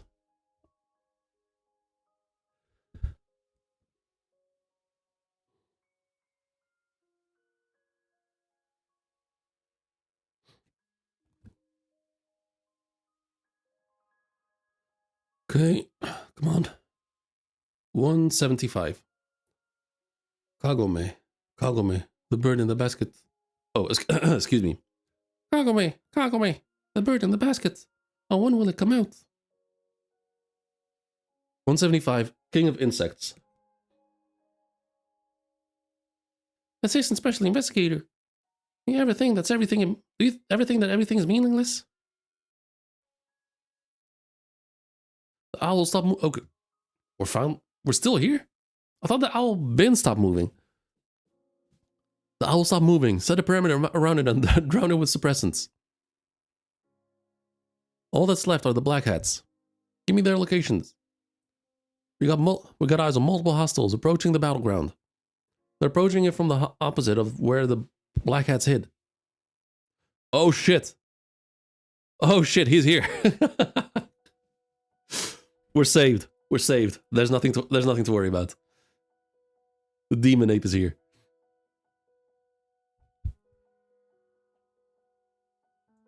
Are those all ghouls? Black Dobers and the apes. Something doesn't seem right about them. Oh, fuck. Oh, we are fucked. The demon ape is on the hat side. Oh, we are fucked.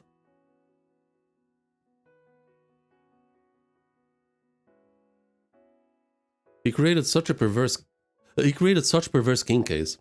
And we lost a truly talented man in Kano. Let's have some coffee. When this is done. You must be kidding. This little part I don't like. They look you should have stayed dead in Ojitoku. Wait, these two?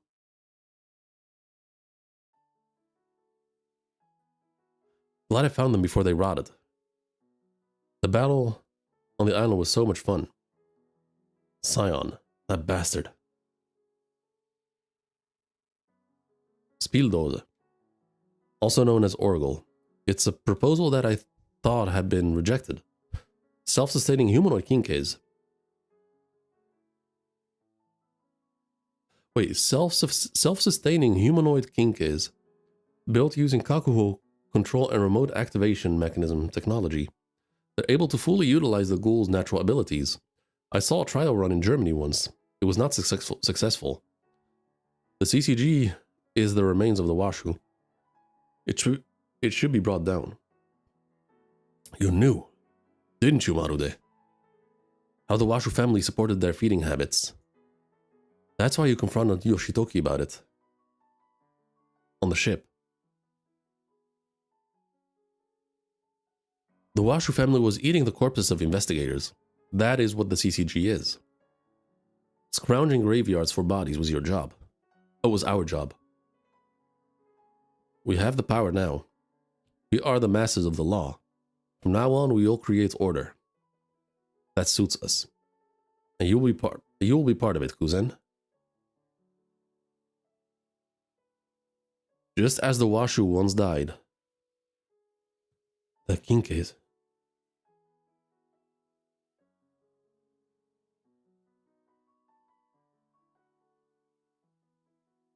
Is that animas?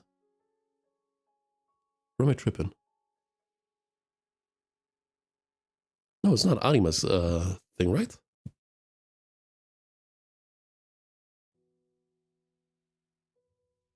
Did the owl strike again? Gory! Okay, so the dog and the monkey strike. They knock him back.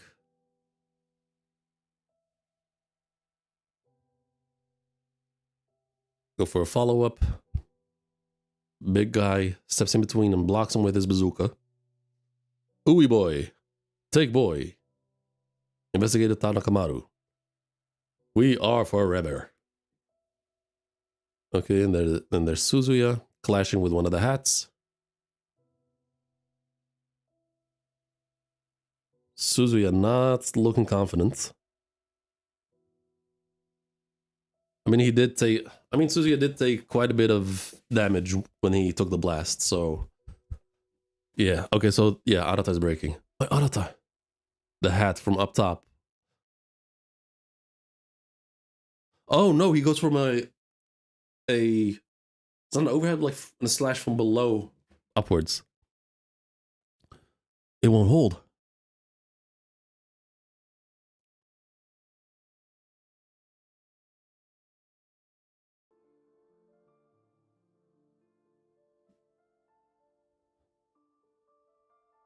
Okay, they're all clashing. Incompetent. Incompetent. Incompetent. They've lost too much blood. You four, fall back. Goes for a slash, and Mutsuki jumps in. Toru.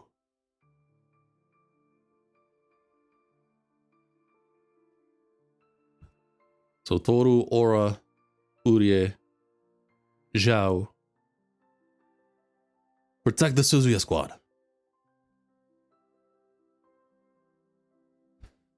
Okay, the fight continues.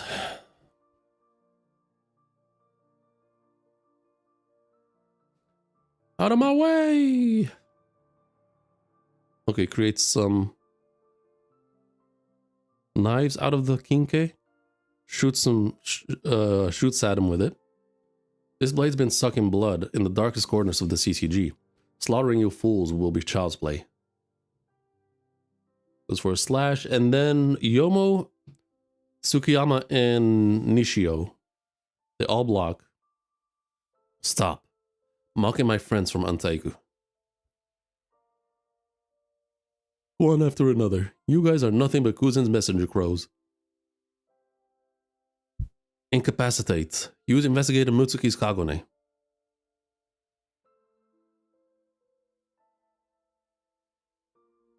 Wait.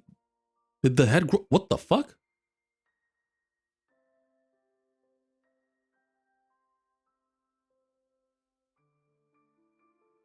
Growing hair? She's growing head.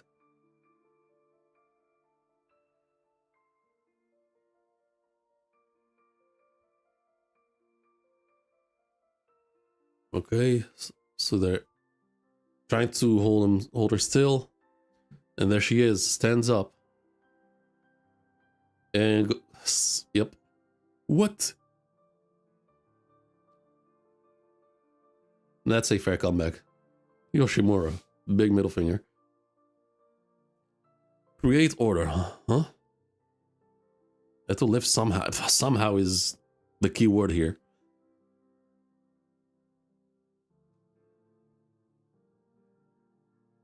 Create order, huh? As if you could create order with your anti-squad antiquated ideas. Order isn't sustainable unless it's fair to all. We've barely been balancing the virtually impossible. Now that we've lost that balance... Naki! We got a shit ton to discuss. A united front. Go crazy, boys!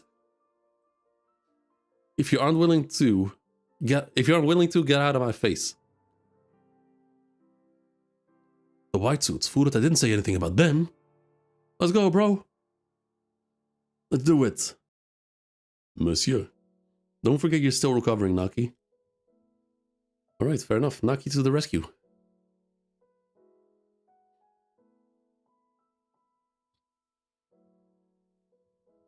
Okay, next. 176. 3 more to go.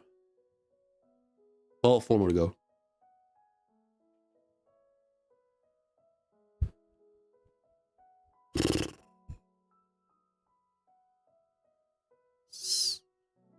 Another rushed fight. The clowns and the V guys speedrun fights. Also, yeah. I mean, Kaneki vs. Furuta being rushed, I do not give a shit at all. The hats being rushed, like suddenly going from I'm Covenant, I'm unbeatable to suddenly going, oh no, the white suits are here. That's big, yeah. Furuta, honestly, I don't give a shit about. If that fight's rushed, all the better. Like I genuinely do not care about it. I just want him out of the story. And chapter's called Lose. As a child, I used to think dying, living, creating, consuming, none of it has value. No. Meaningless. It's all worthless. No meaning. It's all worthless. You, your wife, your child, your friends. Oh, that's it. Excuse me. Hold up. Let me redo this. As a child, I used to think living, dying, creating, consuming, none of it has value. No meaning. It's all worthless. You, your wife, your child, your friends, even your enemies, everyone dies. Someday nothing will exist. This world is this world is like a toy chest. As long as you play you play as long as you can. But once overtime's over, that's it. The chest is closed and it'll never open again. That's when I decided to ruin everything. I feel sorry for you, assistant special investigator. You keep trying in this worthless world.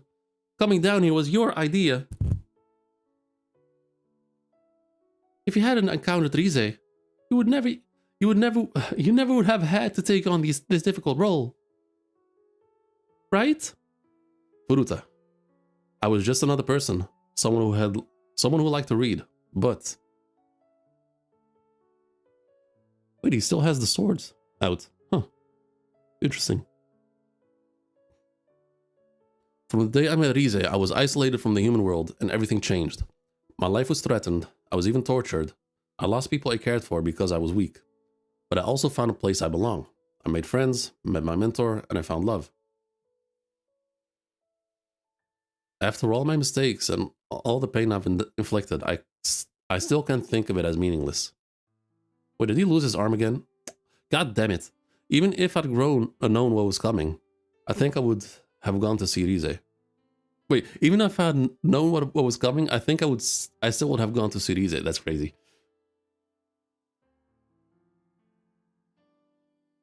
It was all necessary to me. Fair. This world isn't wrong. It just is. Okay, fair enough. Even if someday it will all be meaningless. I'm going to keep striving like I am right now, Furuta. You're the only one I could ever understand. I guess this dark hole here is where I die. Seriously, fuck. This world is seriously screwed. Ha ha ha. Hey, assistant special investigator. If I told you that I wanted a normal life, you'd laugh, wouldn't you? No.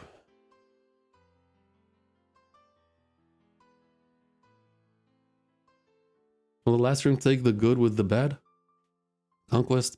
I mean, the good being that this fight is rushed and I didn't have to see that much from this fucker. That's good. No, I get what you're saying with Kaneki choosing saying he would choose to see Rize again, or like from John, even if he knew what would happen. But yeah.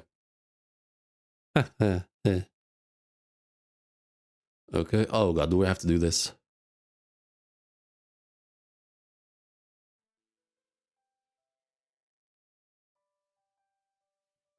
Rize, I hope things will always be this way, even when we're old. I never want to be old, Nimura. What? Really, it'll be fun. Yeah. It will be. Okay, just a thin white line. Okay, Kaneki climbing. Something's beeping. Oh, the radio. Kaneki. Oh good, we just received the data from the RC measuring service. The poisonous Oviduct is definitely up ahead. The Oviduct should have a core. If you remove that, it should stop producing the poison. Okay, Kaneki. Promising you'll come back safe. And he just keeps climbing. Jesus. Okay. That's crazy. Just some big old teeth. Some big old eyes. That's the chapter. 177. Let's go. 3 more to go.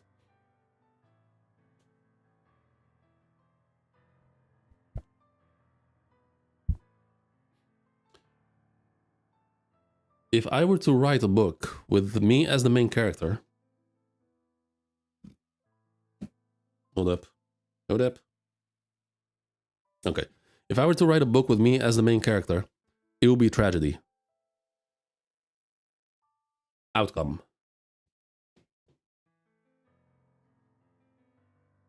Actually, that's true for everyone. A novel with him as a protagonist, a movie with her as the lead. All of us. We're all main characters in a tragedy. Oh god, they got hair. I don't know why, but that just makes it funny. We all take things. And we all will have something taken from us. That's all we can do. That's who we are. Rize.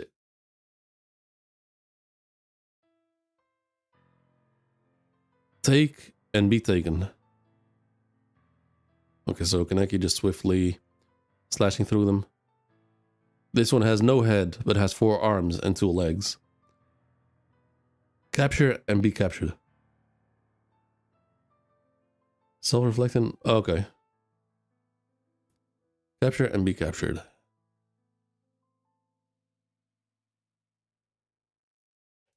Obey and be obeyed. And he gets smacked. Damn. It cuts through it. Do and be done to. Repeated affirmation and denial. We keep fighting not to lose something. Yet. The people and places we love will inevitably be lost. Oof. We will be forgotten. Ooh, that's a big hit. That's a big hit. So he's clammed by that thing. And income 3 more. Life is tragic. The art in this is phenomenal, by the way. The way these are drawn. Oh. Empty. Life is tragic. Empty.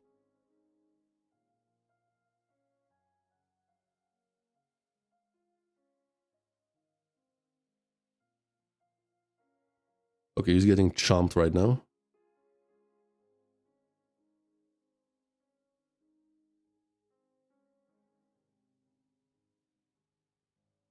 Wait, are they biting each other?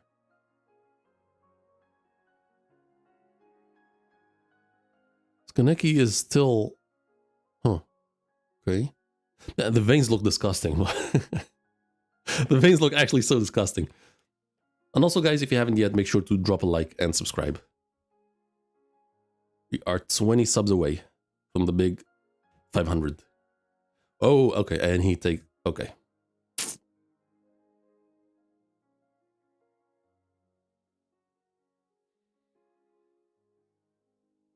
Is it another fake out? Yet. Nope. He just bursts out. Yet. Even though we know we'll lose our lives, we continue seeking reprehensibly. Continue hoping to be beautiful. Wait, did it change colors? Yeah, okay, so the sword shifted colors. Instead of white on the outside and black on the inside, it's now the other way around. Now it's black outside, white inside.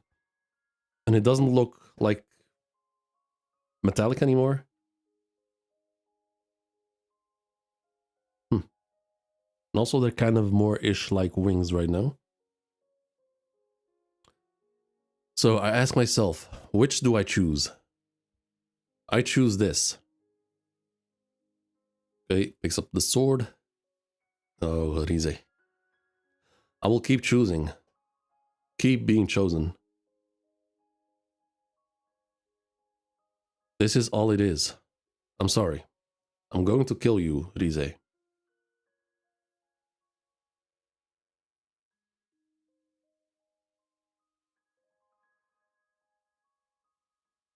Thank you.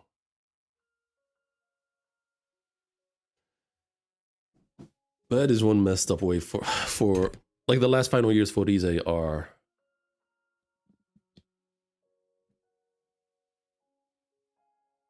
I mean, I wouldn't call it amazing. I wouldn't call...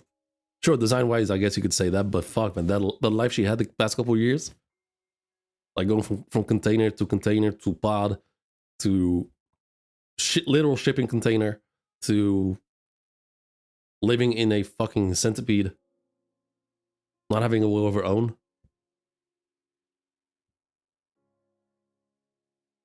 And apparently still somewhat being vaguely aware of everything that happened. Thank you. And he just finishes it.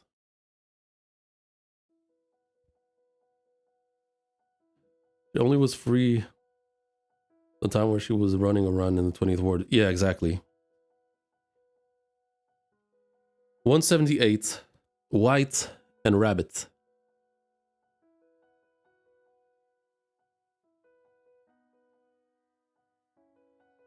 So Kaneki sits in front of her. A whole lot of rumbling. Loy. More rumbling. It's starting to melt, it looks like.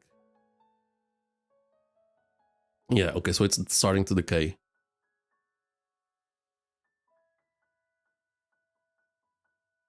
Oh. Okay, that's fair.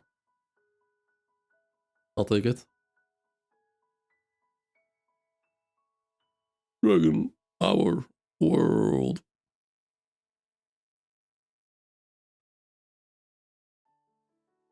That's Eto just... I can't tell if she's dead or not. Wait. Was it like her final fuck you and then just died? Because like the whole thing is like... What the? Lived? She doesn't look alive. Especially with the entire owl still being there. Okay, Yomo. Thanks, Yomo. Don't mention it. Rest coma. Technically unknown? Kind of ambiguous? I mean, to me, she looks dead. To me, if she lived, the owl would be gone. It would be just her body.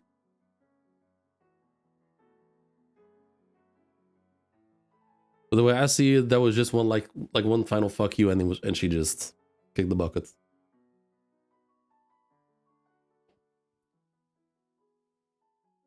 To all personnel.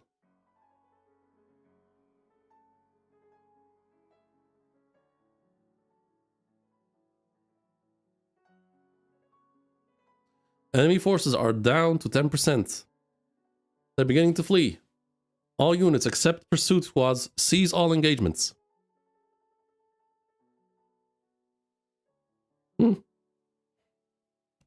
Okay, so Uri is not gonna stop. Then we have these three. Begin treating the wounded. I repeat. Cease all engagement. And then that's Kaneki, I assume. Ayato. Yeah, Ayato. Let's see if I was right, and let's see if he got Uncle Bend. The final fight for the rest of these. I mean, the rest. I'll get to that after I finish. Okay, so just shit is just falling down. Everything's decaying. It's got a liquidy, slimy, bubbly type thing. It's Kakaneki. He's drowning in that shit. Ugh. Okay. Hey Kaneki, I've been watching you all this time. I have Toka. Looking at the window.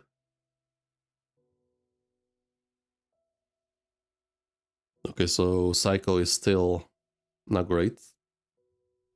Mama's wife. I'm scared just waiting here. Are you scared too?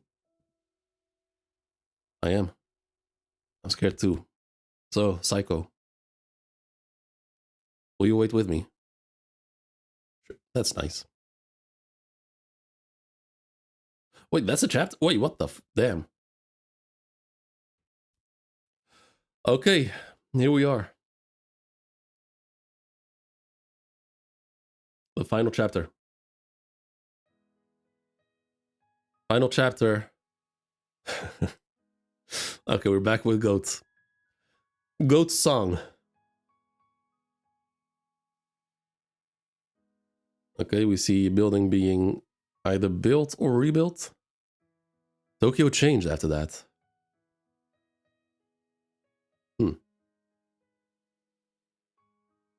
His hair is starting to turn black-ish.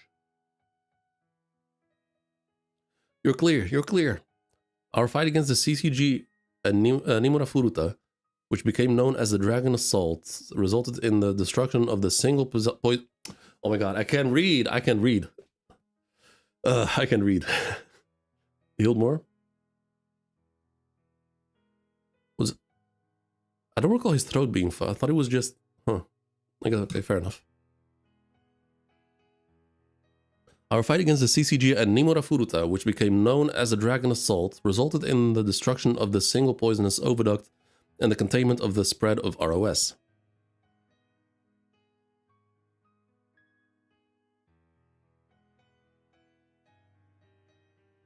We heard there was another wave of new spawn in the 18th ward, so it takes so long to clear out one of those things.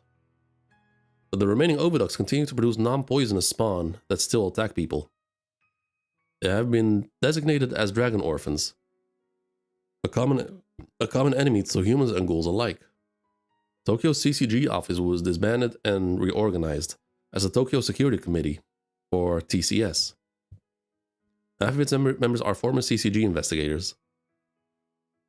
The battle continues, even 6 years! Oh. Oh, well, shit. Oh, Nagachika, we've been waiting for you. Alright. Itsuki Marude, TSC director. A longtime section 2 commander was appointed to director of the TSC. He dedicated himself to guiding the TSC during its inception and early days before eventually relinquishing his position to Takashi Hoji, Kosuke Hoji's uncle. Then we have Katsuya Mabuchi, intelligence section chief, supported Director Marude as the chief of the intelligence section. He remained with the TSC after Marude's departure. Shu Tsukiyama, United Front representative. The head of the Tsukiyama family served as the representative for the United Front, a ghoul organization that assisted the TSC. He reassembled the Tsukiyama group to provide necessary equipment to the cleaning cleanup effort. After consulting with his father, Nirumo, the Tsukiyama family fortune was used to fund the reconstruction of Tokyo. Okay. Redistribution of wealth. Good shit. Huh. Who would have thought that? I have Razuichi Banjo, United Front deputy representative, brought the 100 ghouls under his command to work with him alongside Tsukiyama in the United Front. The Ichimi brothers, they continued to support Banjo, and Jiro later married Banjo. Who's Jiro? They held a ghoul-style wedding organized by Shu Tsukiyama. I do not... A lot of text this chapter? Okay. We got an epilogue with... Well, people are... Yeah, pretty much. Nagachika. Take care of the Northern Front situation, will you? I'll let them know when I go see them. One of them was a girl. I assume, but... I can't recall a girl with them. Sir, have you given any thought to what we talked about? Sheesh. How will you talk to them? I'll just have to learn.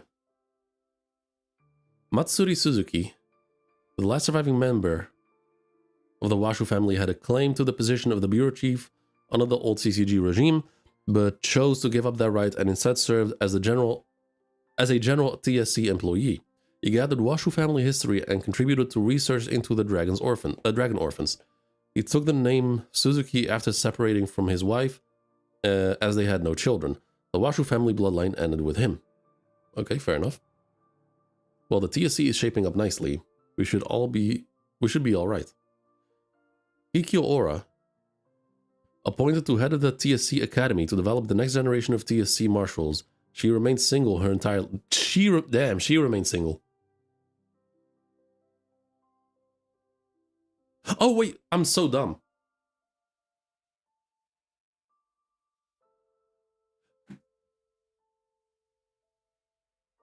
Wait. Wait, I just completely... Wait, I confused Aura with Zhao. He's heavily implied to be gay. Remember the naked booty of his... Wait, this guy? Wait, what do you mean heavily implied? Like he's straight up gay. Or at least bi.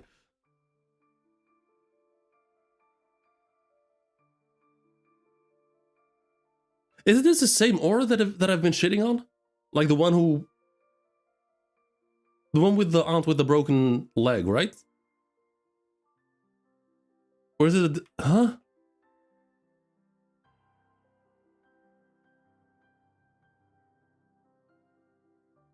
Or no, I'm saying the one that I've been shitting on. No, the one in the hospital is the aunt. I'm talking about, huh?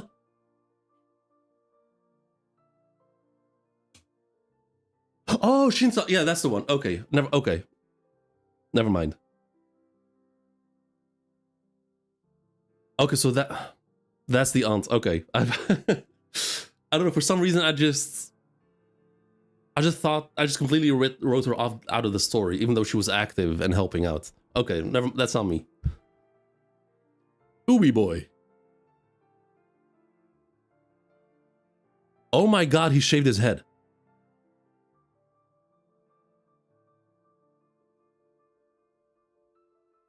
Wow. It's been a long time, sir. Boy. Morgan Tanakamaru entered the priesthood. Okay, interesting. So it's true you took over your family's temple. What can I do for you, sir? Boy, I just wanted to see how you were doing at the academy. Gori Ui, deputy head of the TSC Academy, taught combat techniques to cadets. I'm sorry, but I'm busy. I've got pretty gruesome case in the 4th. Wait, what? Case. Gosama Tokage served as an instructor at the TSC training center but was stabbed to death by his students. What the fuck? Case. Yes, it's pretty bad.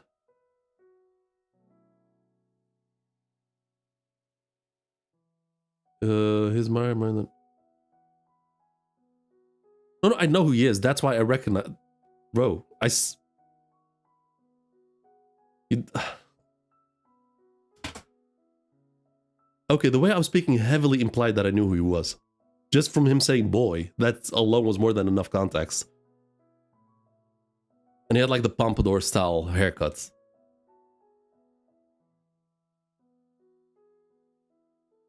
Investigate Hirako and had taken the job, wouldn't have to deal with this kind of stuff. Okay, Take Hirako offered the position of deputy head at the academy but declined.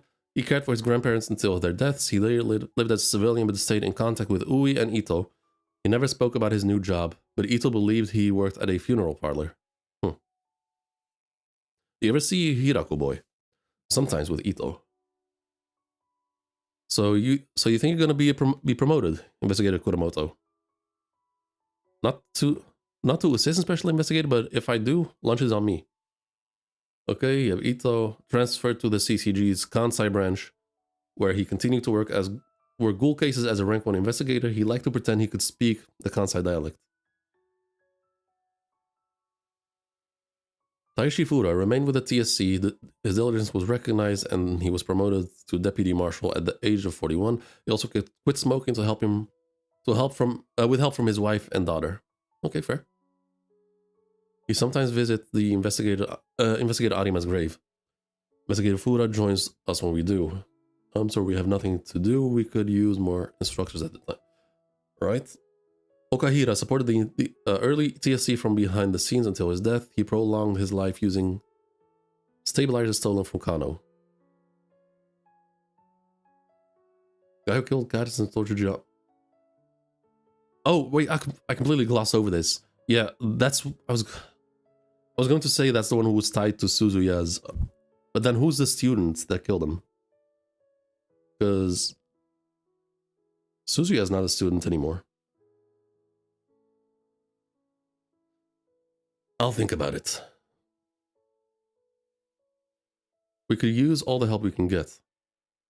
Squad leader, Yusa.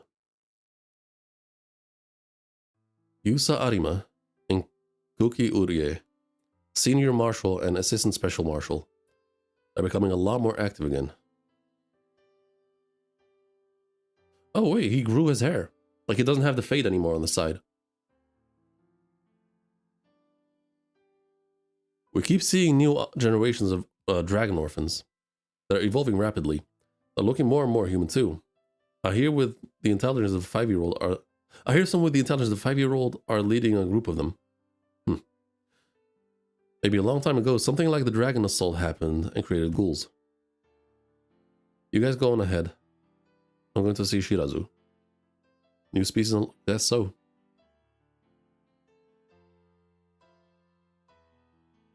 You got here before me.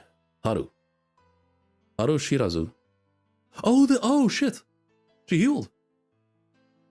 Shirazu's younger sister who had been hospitalized for ROS. Wow, okay, so she got better. How are you feeling? No more outpatient treatments. They said I'll be fine if I stay on the medication. Good. Okay, good shit.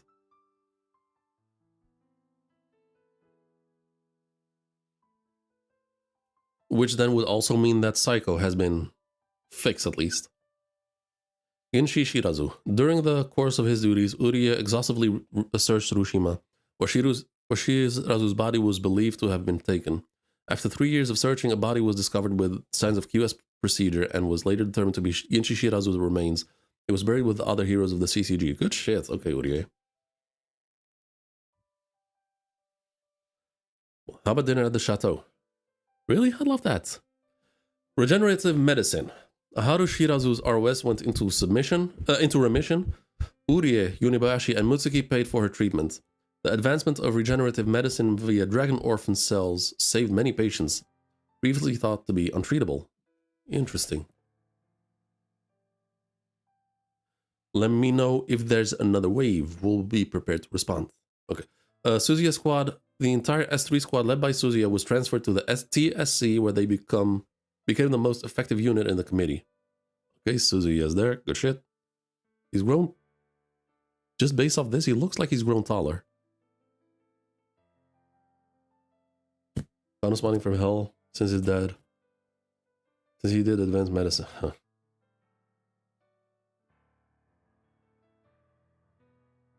Okay, someone's running.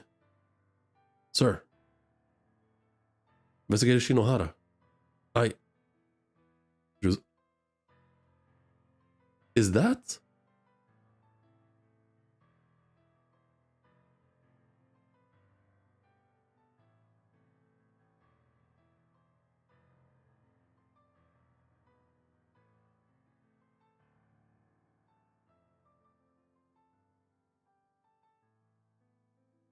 Wow.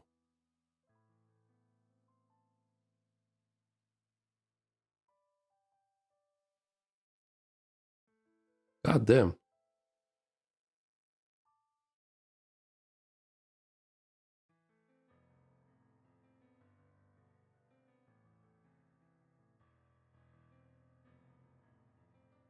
Yeah, lost a lot of weight.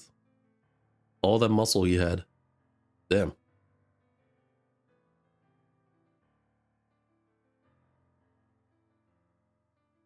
And he falls down. The advancement of regenerative medicine was the greatest consequence of the dragon assault. It saved the lives of many patients, otherwise deemed hopeless. And he just cries out. Juzo Suzuya became one of TSC's top marshals, widely respected for his achievement and skills. Earned the rank of Dragon General, TSC's highest distinction. Miyuki Mikage remained with his squad mates at TSC. His independent research paper, The Correlation of Lunar Phases in RC Cells, which he worked on while at both the CCG and the TSC, contributed greatly to the prediction of Dragon Orphan behavior patterns. And then we have Nakarai, worked at the TSC under Juzo as Lieutenant Dragon General, withdrew from his active field duty after sustaining serious injuries in a battle against Shirokai, served as an instructor nicknamed Narakai the Devil at the academy under Kikyo Ora. Then you have Mizuro Tamaki, worked at the TSC alongside Abara under Suzuya's command, married a TSC agent from the administrative section, left active field duty at Abara's suggestion, and moved to the administrative duties. Hanbe Abara served throughout his life as Dragon General Suzuya's right-hand man. like how he's crying for him. Yukinori Shinohara, in a vegetative state for years, but made a miraculous recovery thanks to advancements in medicine. He was never involved with the TSC after the dissolution of the CCG. However, he assisted the committee from behind the scenes by keeping in touch with Dragon General Suzuya and Director Marude and providing them with advice. Well, look at this. My hair is all gray now. Also, okay. Chow time, boys. Naki Kusakari joined the United Front with Tsukiyama and the others, helped educate Ghoul orphans, and trained young Ghoul volunteers who wished to fight on the front lines. Had 9 children with Misa is crazy. 9, wow. Okay, Misa Kuskarai.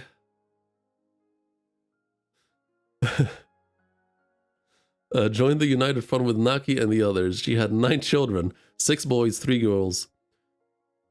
Shiori, the eldest son, and then Nagi, second. Nage, third. Mirei, twins, Mirei. And Marin. You have Zei, the 4th son. Sonki, the 5th son. Yanagi, and Warai. Okay. Okay, so Shiori, Nage, Nagai, Marin, Mirei, Zei, Yanagi, Warai, and Sonki. Hoguro fell in love with a woman he met in the United Front. They were happily married in a Ghoul-style wedding and lived happily. He remained loyal to Naki throughout his life. And Shosei worked with Hoguro in the United Front while taking care of Naki's children. Gained human knowledge and taught it to other ghouls. Remained loyal to Naki throughout his life. The introduction of synthetic foods. Oh. Like for ghouls? Okay, that's crazy. Synthetic foods. The TSC laboratory developed synthetic foods ghouls could safely ingest, initially called synthetic meat. The name was later changed to more euphemistic synthetic foods after several years of experimental rationing. Wait, so that's like how do you say it? It's like real meat. It's like lab created meat, except they did it with humans, I think. Because we have that in the real world too. Why didn't I think of that? Like all you need is like a DNA sample of a cow to be able to recreate the actual meat. I'm not talking like on some like Impossible beef or other soy-based alternatives. I'm talking about actual real meat, except it's lab grown. Huh. If Dr. Chigio, the fraud. The Ghoul laboratory gained support and expanded, pleasing many researchers, including Dr. Chigio. The expansion piqued the curiosity of many, leading to an increase in Ghoul researchers. This is awful. Does it taste like horse manure? Basically, after uniting over new enemy, ghouls and humans pretty much live among... yeah, pretty much. Nishiki Nishio dedicated himself to supporting Kimi in her research. He often volunteered to be her test subject, and Nishino continued researching ghouls. One of her dreams was to adjust ghoul palates so they could enjoy human food. Her other dream was to take the name of Nishio.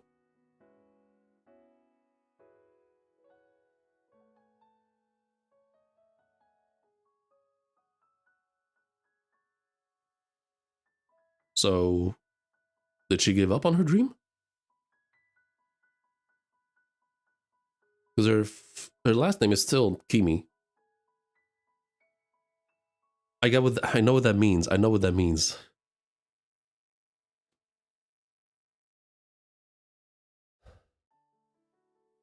It says her other dream was past tense to take the name Nishio, but here it still says Kimi Nishino. So did she?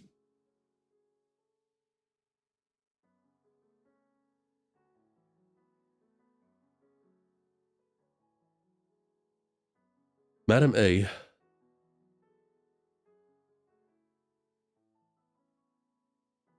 Awaken the agriculture, learn the preciousness of food and life. Photographed here. Wait. Madam A. Awakened to agriculture, learn the preciousness of food and life. Photographed here with Sorokau. Damn, yeah, Lucas, you're late. Still just dating? Yeah. Hold up. The introduction of synthetic foods slowly changed the lives of ghouls forever. Finally here. Yep. Chie Hori exhibited her photographs of the Tokyo devastation overseas. After several years of assisting at the TSC, she returned to casual photography, remained lifelong friends with Shu Tsukiyama. Alright. Damn. Some ghouls, however, continue to harm humans. It's Shikorei! Shikorei, able to absorb the RC cells of other ghouls, giving him the special ability to form new Kagune, absorbed the cells of dragon orphans and became a Kakuja. Many civilians and TSC agents fell victim to him. He set a record for the most casualties by an individual ghouls and became the most dangerous... Wow. Became the most dangerous ghoul since the inception of the TSC. Fuck. Wow. Yeah, it's a clown, obviously. Like the pattern is recognized, is unmistakable. Saito Takizawa went missing after the dragon assault. Many eyewitness accounts were reported of a half Kakuja preying on ghouls. Grave robber Yumitsu Tomoe formed a safe haven of group to help ghouls who could not assimilate with humans. Kurona Yasuhisa moved to Europe to combat violent ghouls. She believed to have visited many areas in the Middle East, but her whereabouts are unknown. Okay. Wait, hold up. Some ghouls, however, continued to harm humans, while some didn't. I'm guessing that's Mado and Aman? Is that Psycho? Hey, Harushira. I hope you can stay for dinner.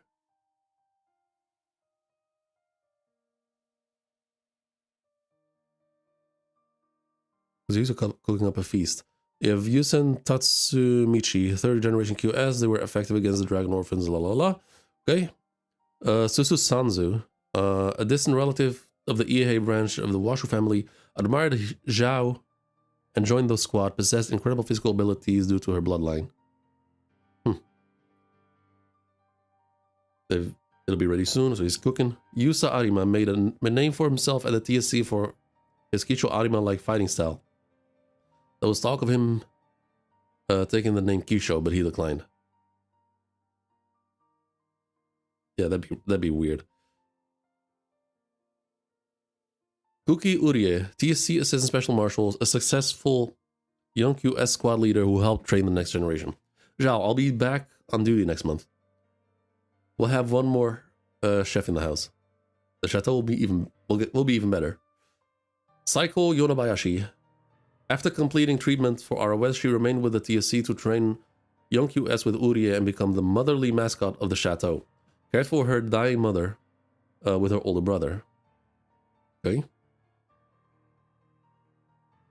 Ayumu Hogi, Assistant Special Investigator with in the CCG regional branch with Mutsuki, commanded many fine investigators. Okay, and the Toru Mutsuki did not stay with the TSC, stationed in the CCG regional branch with Hogi and Aura, promoted to Special Investigator. I wish Muchanko would come by once in a while. He was promoted to Special Investigator. So Maman's kids are all grown up now. I hope One Piece at the end, each character would have few words as their conclude. Wait, I hope One Piece at the end, each character would have some few words as their conclusion, just like here. He's fighting. Each character, like, I mean, each Straw Hat, sure, but each character. There's over 1,000 named characters. Okay, hold up. So you have Toga. Oops. Come on, zoom, work. Toma Higemaru trained the younger generation and contributed to building a cooperation between the TSC, police and fire department. Shin Sanpei Ora, stationed in the CCG regional branch with Mutsuki, admired his Aunt Kikyo throughout his life. Zhao Xingli took leave of absence from the TSC for health reasons when she was 26. During her convalescence, she assisted with life-prolonging efforts for half-humans. She later returned to perform administrative and intelligence work. Okay.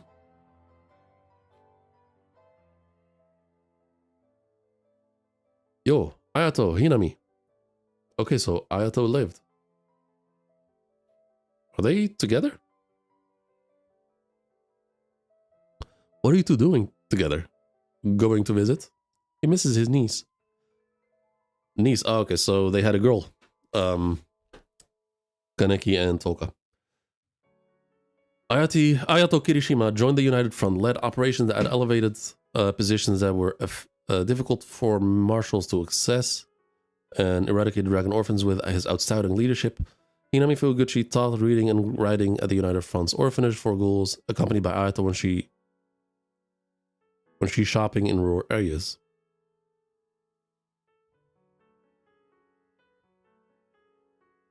Who's dying at 30? Zhao?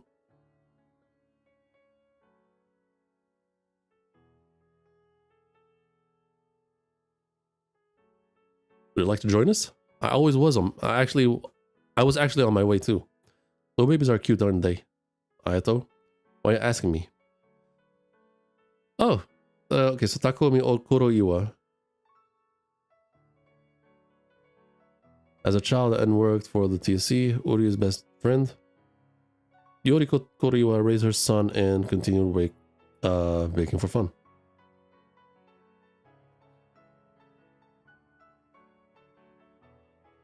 Wait, was Zhao part of the... Wait, I don't remember her being part of like the Arima type experiments.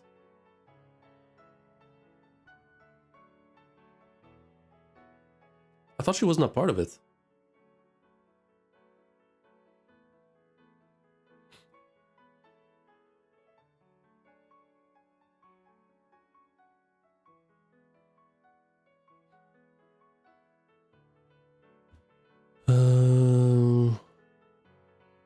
Continue baking for fun. Iwa Koro Iwa. Damn, he got old. Hospitalized before the dragon assault, but served as Maruda's aide once his neck healed. Misato Gori worked for the TSC with Iwa Koro Iwa. Wooed by many male marshals for her dedication to work. Has yet to respond to a single marriage proposal. Mentioned loosely that she was from the garden. She had a good relationship. Huh. Okay, fair enough.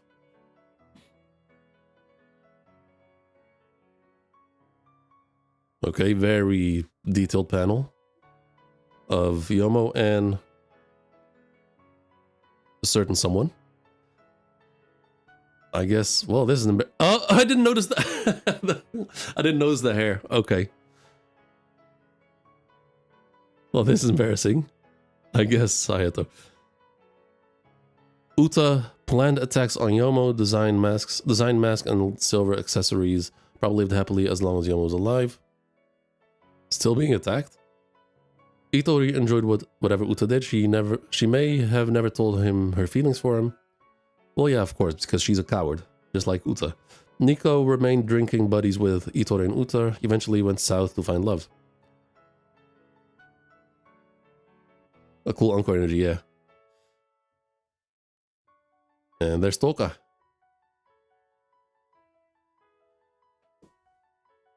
Okay, there's something just uncanny about this kitchen.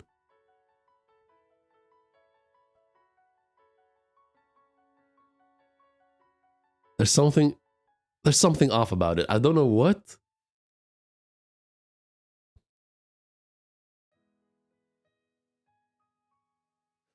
It's like, you know one of those very old filters?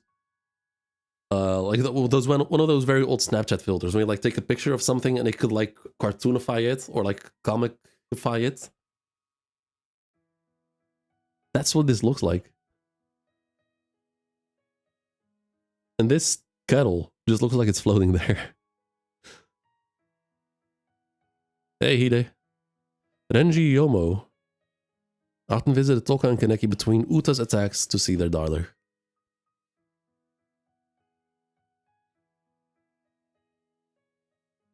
We bumped into each other. Oh, Uri is there too? Huh. Oh, and okay, so everyone's there. Okay, and yeah, okay, everyone's there. Who's this little princess? You got even more beautiful, your royal highness. Maman's wife. She's still 6 years and it's still Maman's wife. This is from Muchi. An apple. Thanks, our girl loves fruit. We should write a thank you letter to Toru. Right? Oh boy, there he is. There he is. I don't... It just popped in my head like this. We're getting this aura-filled panel of Kaneki entering. And the next panel, I just imagine Kaneki once again just dead on the ground with his limbs cut off. Hey guys, the world keeps changing.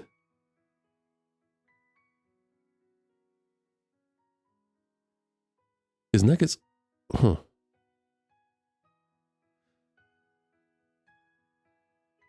Amazing we got happy endings. Everyone was expecting... Yeah, that's what I was expecting too. Alto was kind of planning it. What was he planning? Ken Kaneki, he nearly drowned in the dragon's fluids after eradicating it, but he was rescued by Ayato Kirishima. Returned... good shit, Ayato. Returned to the surface in bad shape and slept for 2 whole weeks. Provided assistance to both... provided assistance to both the TSC and United Front. Director Marude needs your help again. Okay. You know you don't have to keep helping us, right? I want to. Hide, does all the talk about me bother you? I might have come to terms with what I did, but everyone accepts my actions. But not everyone accepts my actions or even my existence. I still wonder if the world changed for the better or the worse. But you don't want to be helpless, right? How many times are you going to say it? Hideyoshi Nagachika lived in an orphanage after his ghoul investigated father died when he was an elementary school kid. He was adopted and then later met Kenkaneki. I don't say that much. I know you say it a lot when I'm not around. Only like 2 or 3 times. You sure about that? Okay, maybe 4 times. Using his experience with the CCG and the TSC, he traveled around the world to help spread the peace efforts of the United Front. Don't push yourself too hard. You too, Hide. Yeah, I'll see you later. And he and Kenkaneki remain best friends their entire lives. Okay, good shit. There you have the family. Careful. How does Kaneki still have a kind of a baby face? Like, so hold up. We met him at 18. Early story. After part 1, I think 4 years passed, which made him 22. And then add another 6 years. Makes him 30. 30, Jesus. But I said 22 plus 6 makes 28.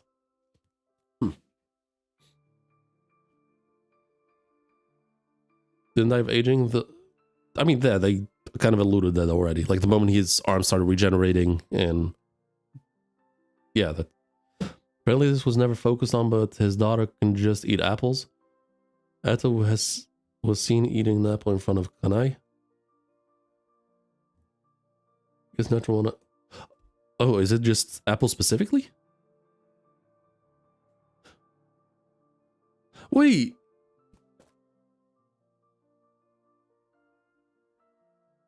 Something just hit me.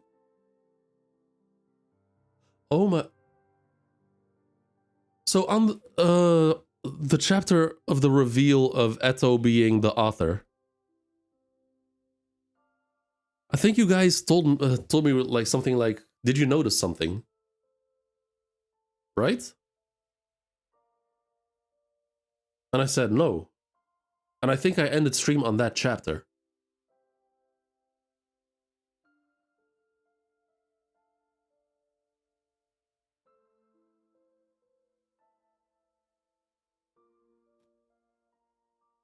Because that was the first time we got Eto's face revealed, I think. Was that when she was eating the apple?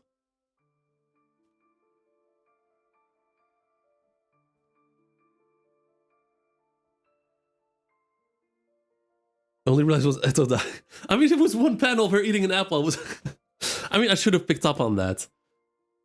Of her eating an apple, but damn.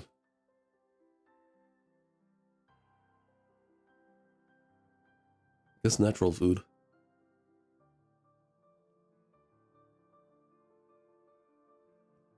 Well, I think I did make that point like very early, like within the first chapters of Tokyo Ghoul.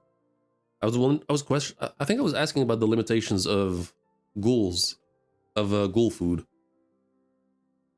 Sure, they can't eat human food like what's it called?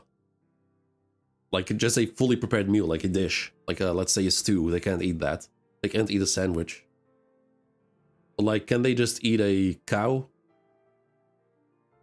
Like just raw? That's the sort of stuff I was wondering. And then I think also just fruit would also apply to within that logic. But I guess it's only for one-eyed. Fair enough.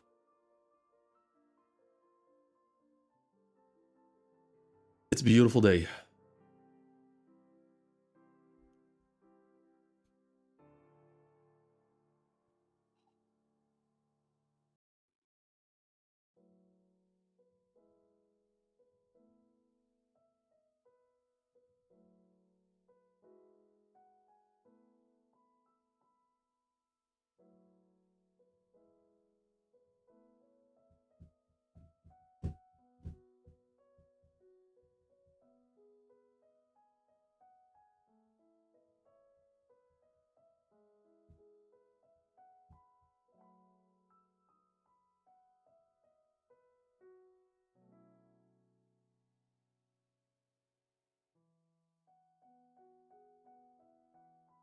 afterward. I'm writing this 3 days after finishing the final chapter. Normally, I include a 4-panel comic at the end of every volume, but I didn't feel right to do that for the afterward. So I decided to write it instead.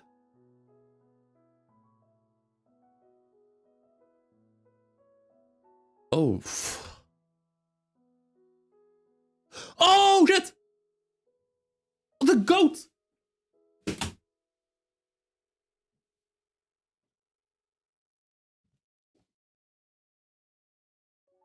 A man of culture. A man of culture. I have him up here with my favorites. I keep telling you guys, read Kingdom, for the love of Christ.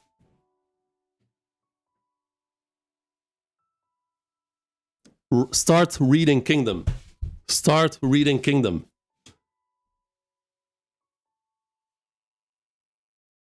So on top 10 series despite the flaws. Also Toka seemed pregnant at the end. So what kind of creature her next child will be? Because a dragon.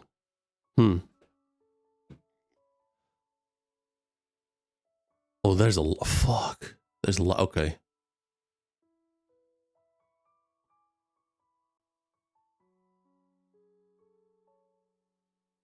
Oh, she does. Huh.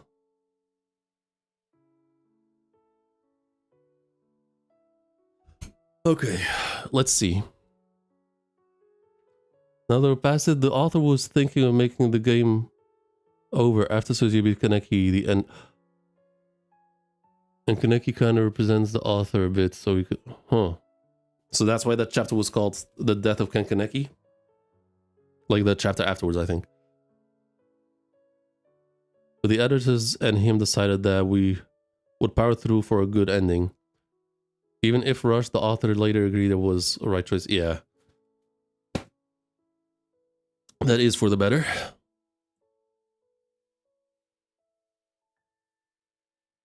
Didn't even... People at the pregnancy?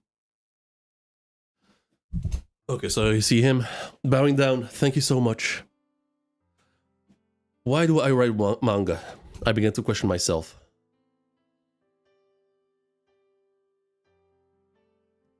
Childhood. I moved around a lot because of my father's job.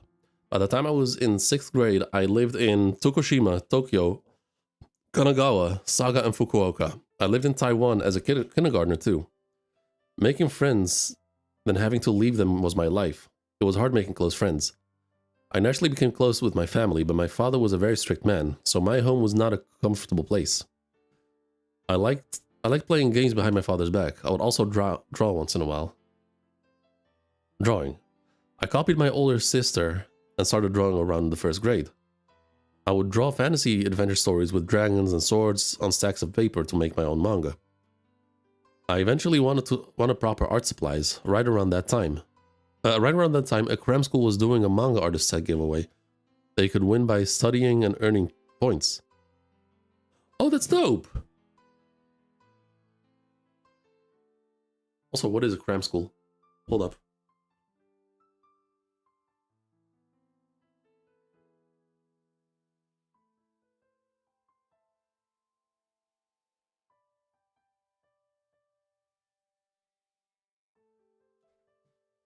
Cram school is a specialized private institution that trains students outside of a regular school hours to pass important high school. Oh, okay. So like, okay, I see what it is. Place you go for, yeah, okay. Yeah, fair enough. Oh, come on. God damn it.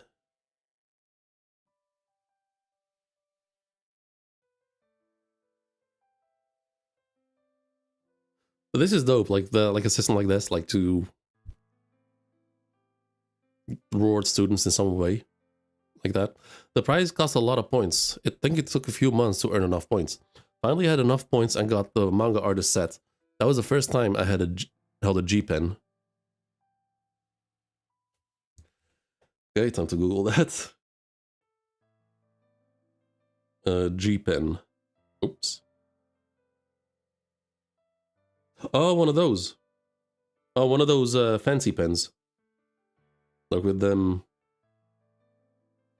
One of them things. When I dipped the nib into ink and drew a line on hard-canned paper, it felt like I opened a forbidden door. I spent some time pretending to be a manga artist, until one day my hand slipped and I spilled ink all over the tatami mat. Oof. My mother was furious. She, for some strange reason, wiped the ink off the tatami mat with steaming hot rice. High absorption, maybe? That's me, dejected, watching my mother clean. I felt so guilty that I permanently sealed up the manga artist set.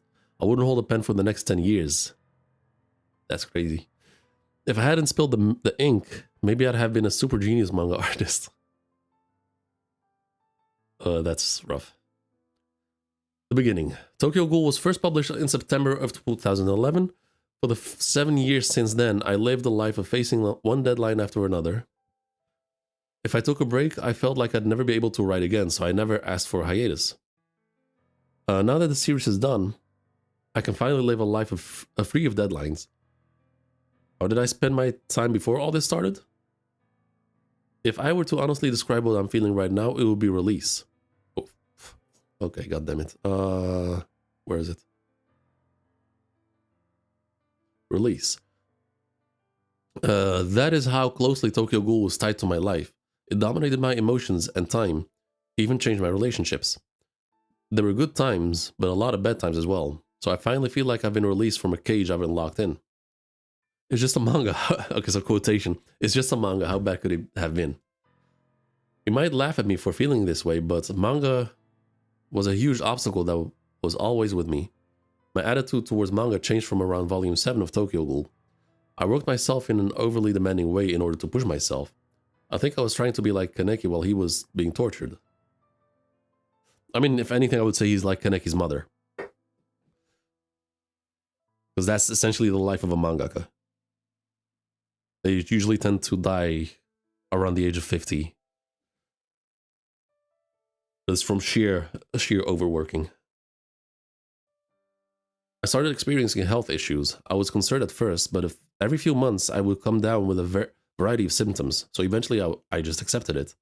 What I remember most clearly is losing my sense of taste.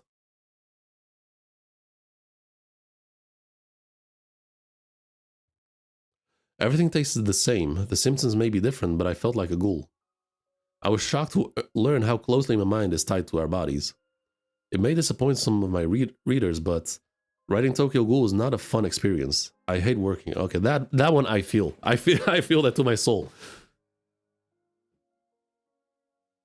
College moratorium. I wanted to get away from my parents, so I applied to school with dorms. Dorm life was fun. I basically spent all my time playing video games. My grades were terrible, dead last in my class. The subjects they were taught didn't interest me.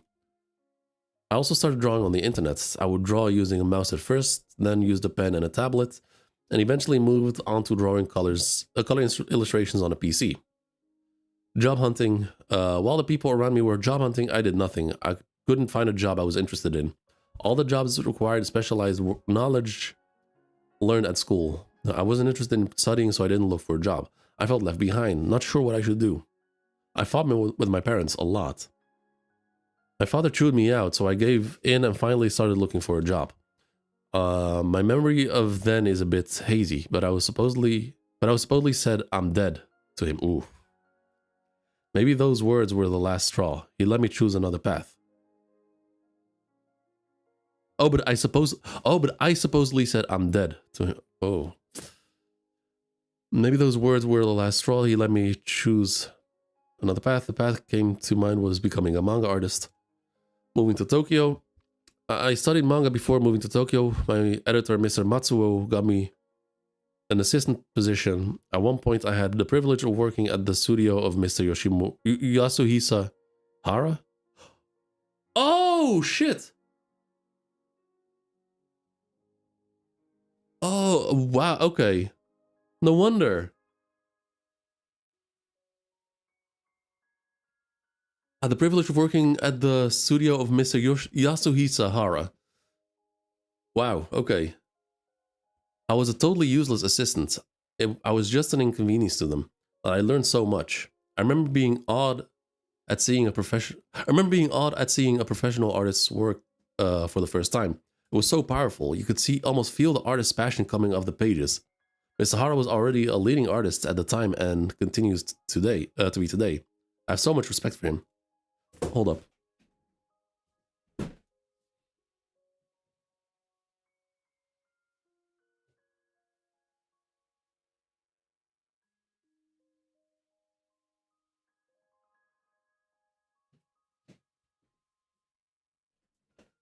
Now that claim from him about horror, about seeing hold up, this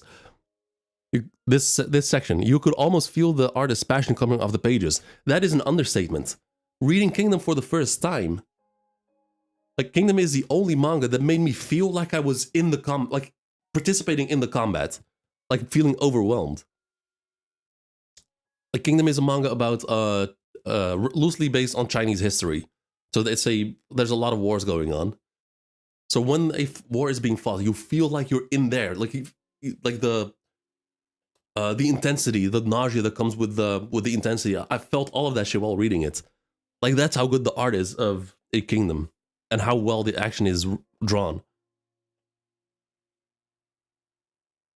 A Wall Too High and the GOAT, General Oki. Continued. My dream in elementary school. I remember writing gymnast in an essay. I was an overweight kid until 6th grade, but I think I was actually pretty athletic. I was particularly good at floor exercises and horizontal bars. I used to do backflips too. I never really planned on becoming a gymnast, but I think I felt guilty writing manga artist in my essay. Junior high school, I was a pretty good student. My parents hounded me to study, so I did. I liked English. I was proud at the time that I passed the grade 2 exam English proficiency test when I was in 7th grade, although I don't understand much English now. My parents were upset I got bad grades, so I studied so they wouldn't get on my case. When I had the best score in school, I told my father about it and he said, keep it up. Looking back now, I think that was his way of praising me, but I remember thinking hard work got me nothing. Yeah, that sounds familiar. Then that's when I couldn't find a purpose in studying anymore.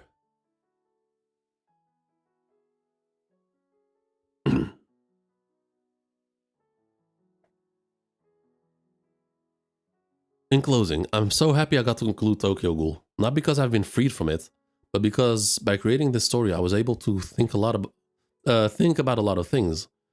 Like me, creativity, art, and the industry of making things. I got to meet a lot of great people too. The last 6 months of creating Tokyo Ghoul was truly a joy. There was so much to discover and appreciate. Why am I writing and drawing this manga? I think it's because that's what I needed. It's a clumsy manga, but I like it. Clumsy, I wouldn't say that. I have nothing but gratitude for everybody that was involved, the readers, and you for reading this. Thank you so much. In passing, I recently dug up a diary entry I wrote 9 years ago. I want to bring this naive young man to where I am now. I'm putting this out there knowing how embarrassing it is.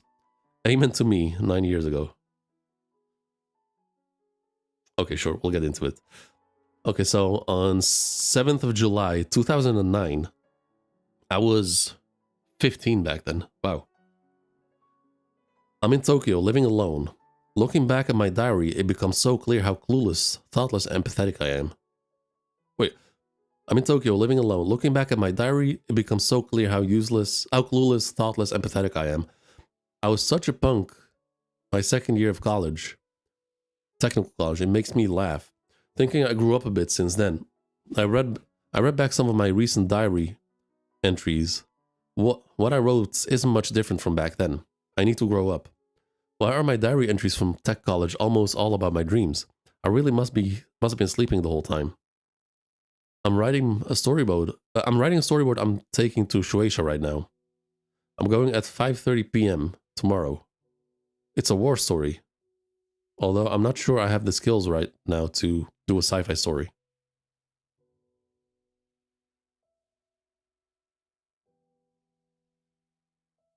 Why 5:30 p.m.? That's usually when all offices close. I used to wonder what my 5 years at tech college was for, or about things I should have done.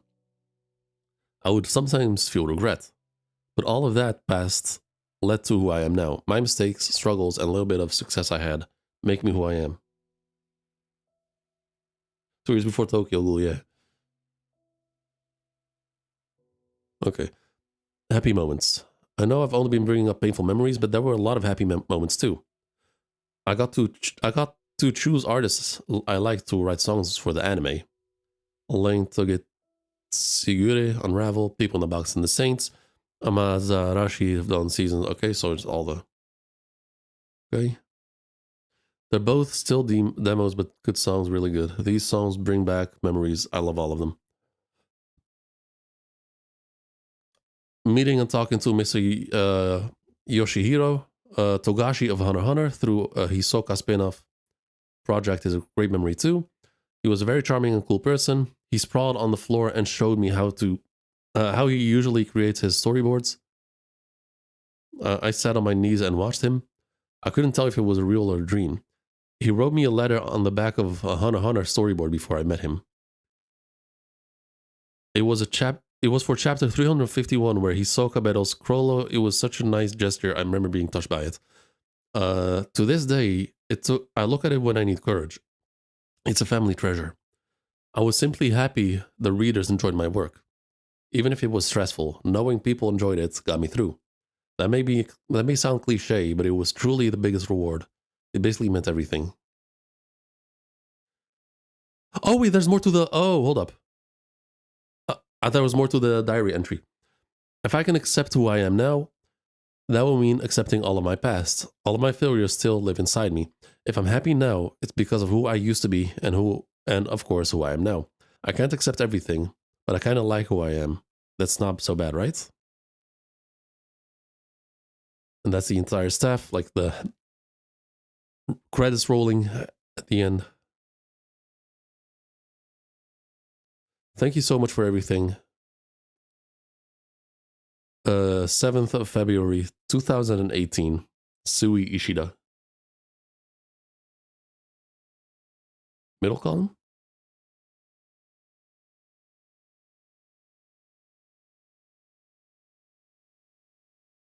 Wait, what did I miss?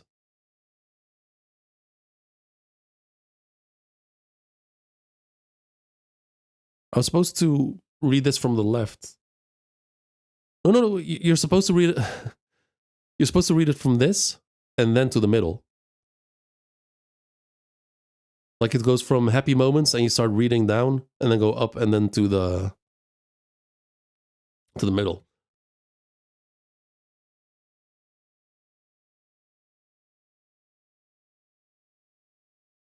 Oh, wow, her first character entry. Ishika Kaneki. Almost 6, blood type B, height, okay, 18 kilogram, okay, favorite food, apples, Yoriko's bread. Kaneki and Toka's brother, very friendly. Okay, so she eats bread, not just apples. A natural half ghoul who can eat human food. Okay, fair enough.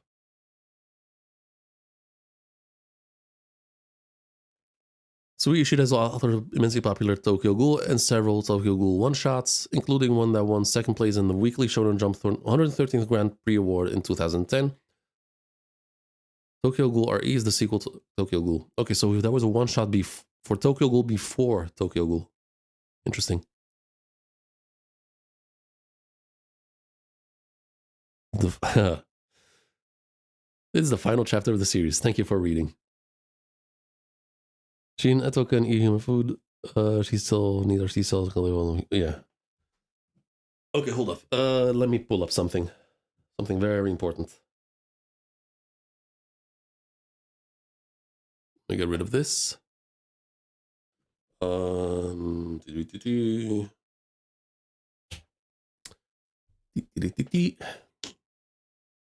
What is it?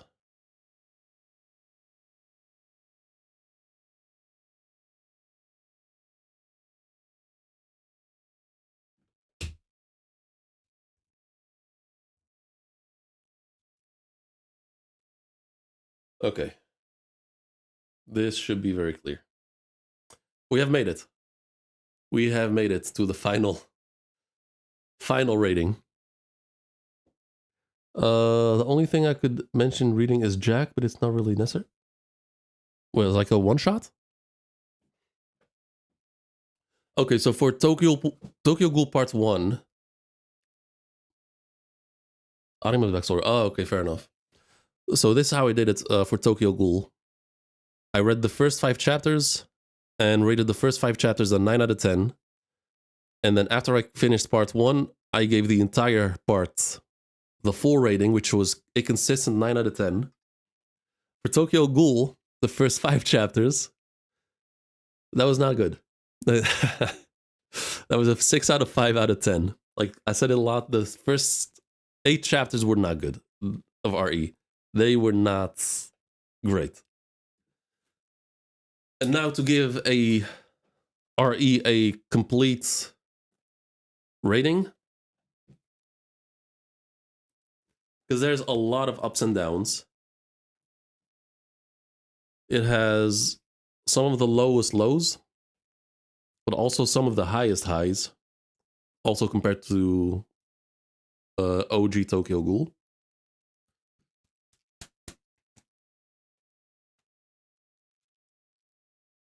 There were a lot of things that frustrated me. A lot of things that pissed me off, especially early RE with the whole thing with Tsukiyama. All the focus on that. The way Tsukiyama turned out in the end, fine. I'm not mad at that. But the way we were focused so much on him, that was so unnecessary. So that reduces one whole point to me. Furuta was a big flop to me. Furuta was a massive, massive, massive flop as a villain, as a final villain.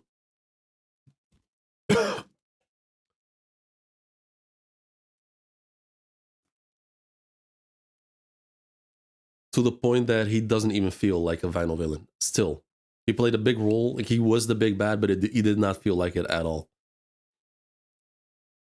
Like he did not feel like the big obstacle a final villain should be.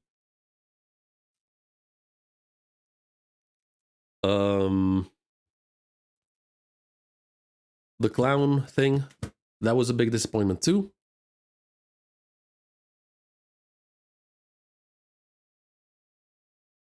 That I made my points clear on that. Positive things, as crazy as it sounds, Urie, I gotta say the best character development in the story. Even though I still have problems with his character early on, like he did not need to be that stupid. He did not need to be that dumb. But the way he developed it, phenomenal. Kaneki's character as a whole,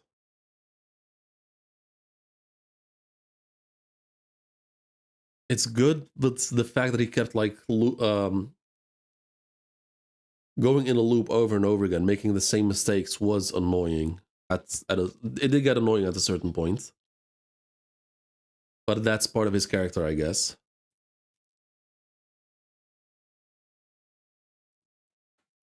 Shirazu's death actually got me. That one actually hit hard. He grew on me a lot in a very short time too. Psycho, nothing to complain about. Solid from the start, solid all the way to the end. Phenomenal performance. What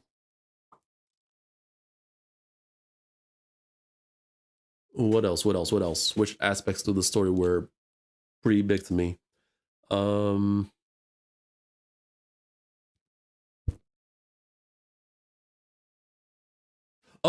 Amon. Kotaro Amon. His character ended up also. I thought it was gonna be play a much bigger role. And I feel like the trajectory of the story as a whole has shifted to a certain extent. From what Kaneki's goal was early story, felt impossible to have him for him to be the only one to be able to sympathize with both ghouls and humans, and him being the key to bring both sides together. It did play that way out. It did play out that way in the end, but not in the way I would have wanted. I would have liked to, like yeah, the ghouls and humans, they did come together because of Kaneki, but not because he actually managed to convince them, not because he actually talked them through it. And it was also partially because of a common enemy type thing, well, like the centipede. They needed to get rid of that.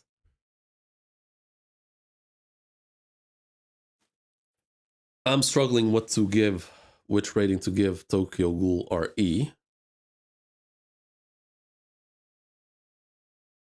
Because again, there was a lot of good. There was a lot of great. But also a lot just really pissed me off. So I'm hesitant.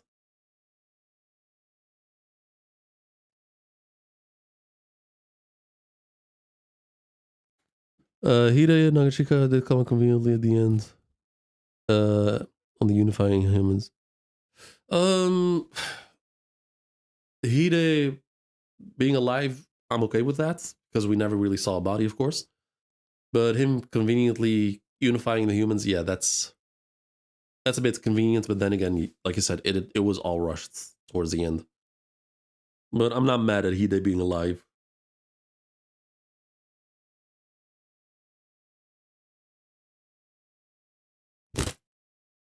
I think, what do I do?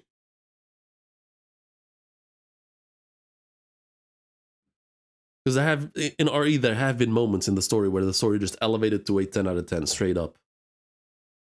But I can't rate a story just based on the peak, based off the peak moments. I gotta take everything as a whole, which will, I think, result in a.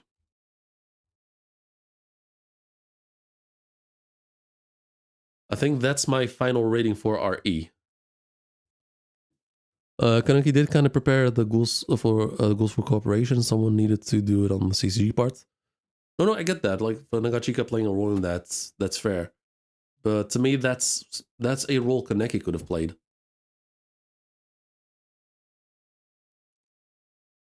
Like sure, at the time it did to the CCG, to the QS squad, it did feel like he betrayed them. But they still had a bond together. Like for example, when Kaneki faced off against Suzuya, like they had Kaneki or Sasaki and Suzuya, they had a good relationship. So the fact that Suzuya just went for the attack immediately and did not just at least to see what's up. Suzuya could be more. Yeah, it was also. I mean, if he was like forced to rush, then I guess I understand why he had to skip a lot. But I guess out of all the rushing, the one good thing that came out of it, was the fact that the fight against Furuta was short. Because I did not give a single shit about Furuta. He was just annoying. The fight was not dope. The fight was not cool. It was not epic. The fights between Furuta and Kaneki held no weight whatsoever. And to me, if I go even further, a story like Tokyo Ghoul, in my opinion, does not need a final fight. It does not need a big climatic fight against the big villain. Because to me, like the biggest obstacle in Tokyo Ghoul is the clash, is the unification between humans and ghouls, like them harmonizing. That's the biggest challenge. To me, that's the biggest fight. The fight with having a fight against Furuta, to me, that it serves no purpose.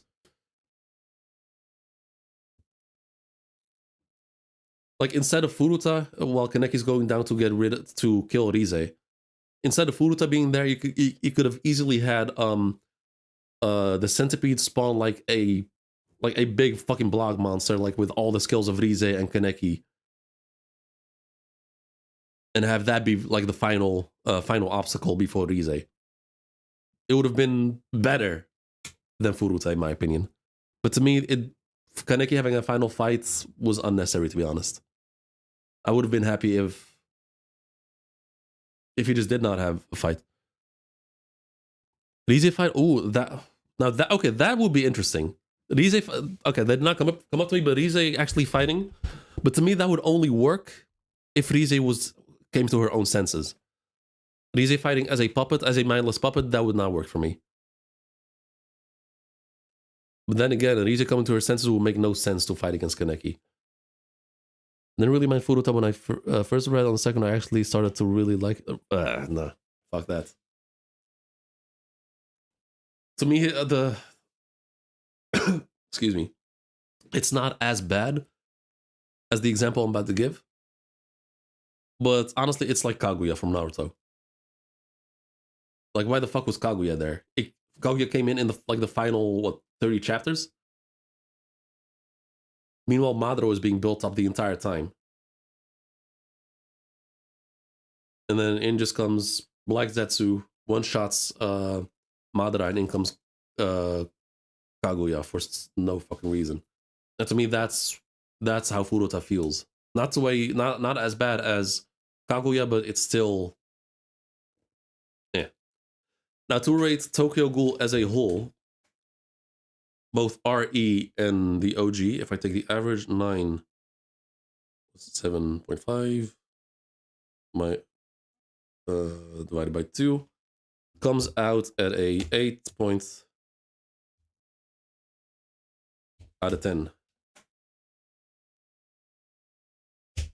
And if I'm being a little bit selfish, I'm gonna do this.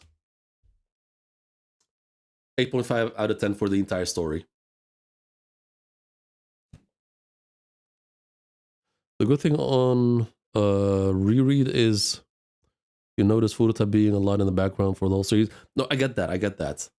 I recognize him when he finally became the final villain.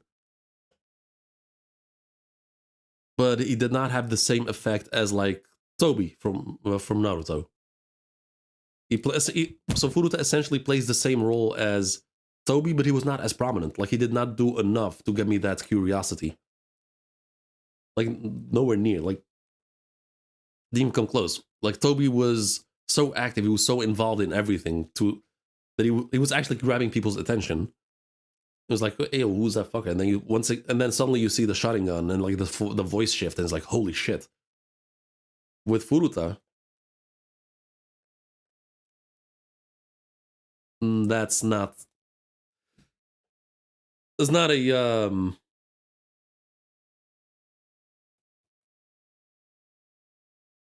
It's not a well-written villain, or not even villain, just character, in my opinion. So overall, an 8.5 for the entire Tokyo Ghoul story, which, damn, holy shit, blue. Welcome back to the land of the living. Wow. What did the list score? It's for the manga that I'm reading. So I just finished the Tokyo Ghoul manga today. And I'm both live on YouTube and Twitch, so to avoid any confusion between the people in chat, you can only see each other on the screen. His goals are kind of selfish and pathetic. It's the thing, I think. He got a short life and decided to kill the system which time he had left.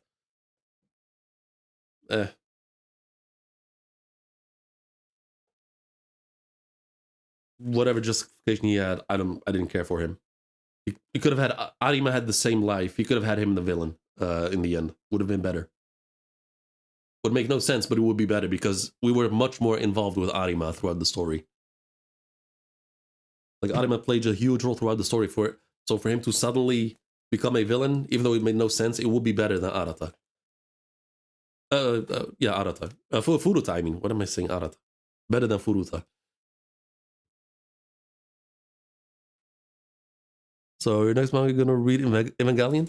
Not sure. So currently I'm also reading Chainsaw Man, Ichi the Witch, Full Metal, Gachakuta, Evangelion, and added recently.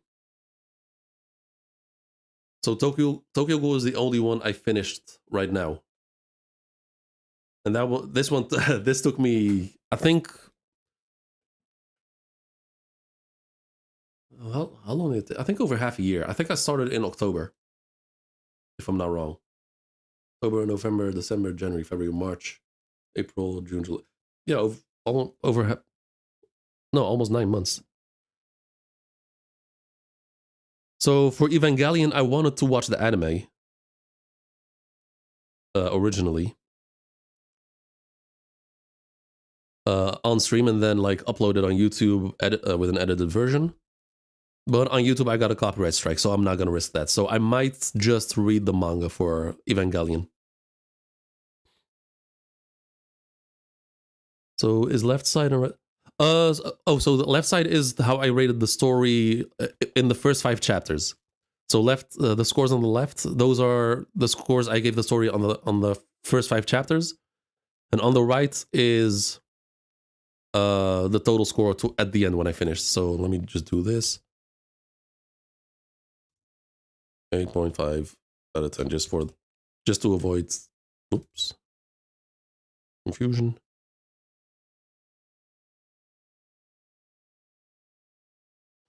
Just like that. Oh, 4 chats for Tokyo. That is quite a lot, isn't it? And it took quite. I mean, Tokyo Ghoul is a good story, so that was a lot to discuss while I was reading. So some streams took 2 hours, some took 3 hours, some 4. This stream for today, 14 chapters, took me about 3 hours. If you hate Kaneki doing the same mistakes over and over, you'll hate Get Ready with the Chainsaw Man Part 2. I mean, I'm already close to dropping Chainsaw Man anyway. I'm already very close, as you know. But Blue, are you an Evangelion fan or?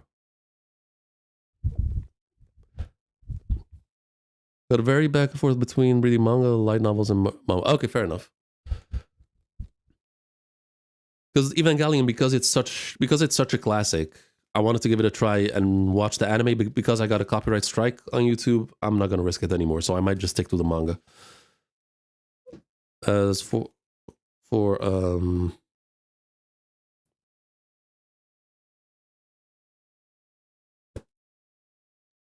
what do I do? Ichi the Witch is the fastest to catch up to because that one is the newest manga that's ongoing still. Release manga. Okay, fair enough. I would recommend reading the Bugle Call or watching in 27. Wait, what's that?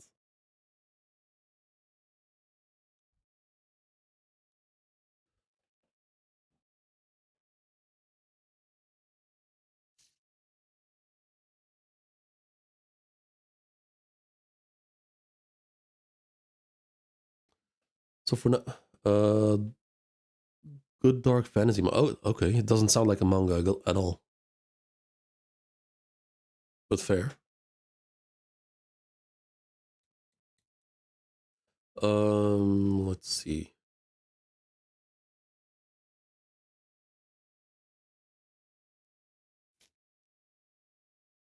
I mean, I also just want to push myself and just read all of Full Metal. But that's going to be such a long project too, just like Tokyo Ghoul. But I feel like I have to because it's such a classic. So I have to give it the same treatment as Tokyo Ghoul. But I think I'll do Ichi the Witch first. Ichi the Witch, I'll just give that the same treatment as Tokyo Ghoul, and that should be done within like I think 6 streams, if not less. And then I'll just go full all out on Full Metal Alchemist.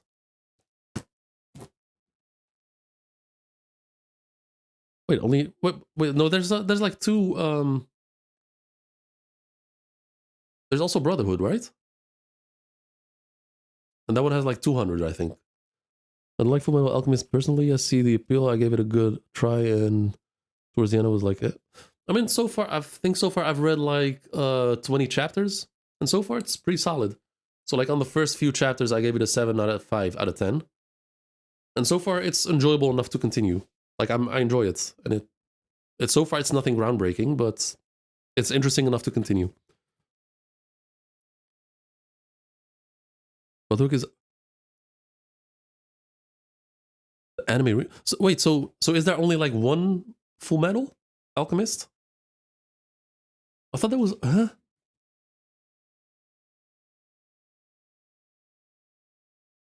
So, there's 2 I know for the anime. I know for the anime there's like the Full Metal Alchemist and then Brotherhood. But I just want to read the manga. I just want to read the original source. That's what I'm interested in.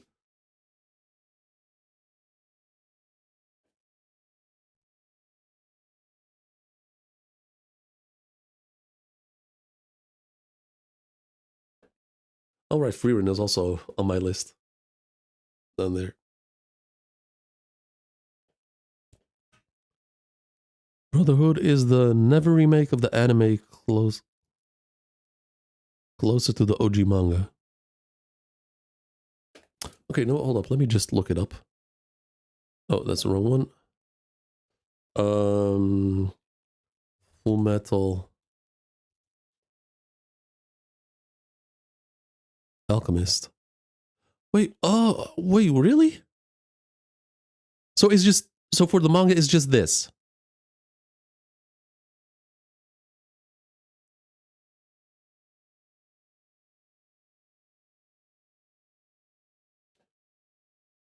That's it. There's nothing else. There's no like sequel or whatever.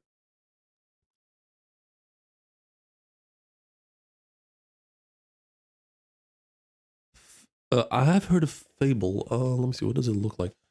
Fable. Really? Wait, that. Oh, hold up. No. Go to images.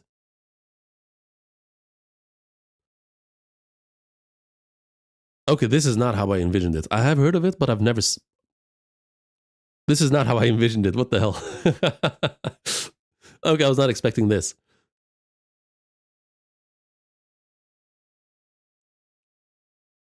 No sequel. Okay, but that. Okay, but that. Then that changes the whole. Okay, that changes everything. If this is all. If this is everything, and we're already, I think I'm on chapter 20, if I'm not wrong. So if that's everything, I'll have, there's like 8 streams and I finish. That's more than doable. So what else is, oh, am I confusing it with something else? So I have Ichi the Witch, which is short. Chainsaw Man is pretty long, I think. Gachikuda is still ongoing. Evangelion, huh? I have heard of Monster. That's the author did another big manga too, right? Centuria, Ichi the Witch, and Bugle are the best fantasy new gens. Okay, fair enough.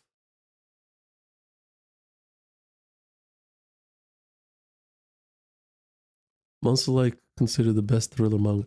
But Monster is that one I definitely know about.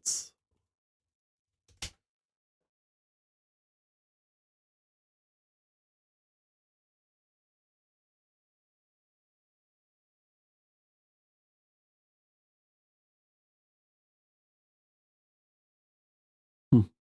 A horrible story.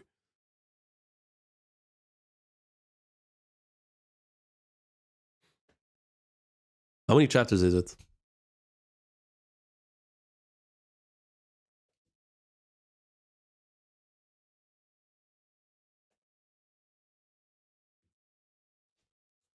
Because I have heard a lot of good things about Monster too. Once, okay, a bit on the heavier side in terms of chapters, but okay.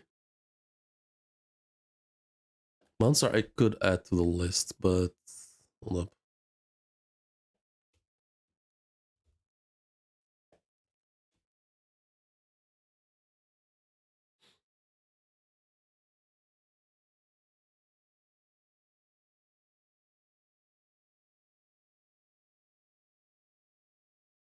So for now, okay, so Full Metal is at 108.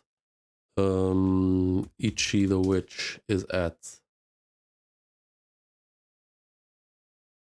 I think, close to 80 if I'm not wrong. Oh, 90. Okay. 92. Gotcha Kuta.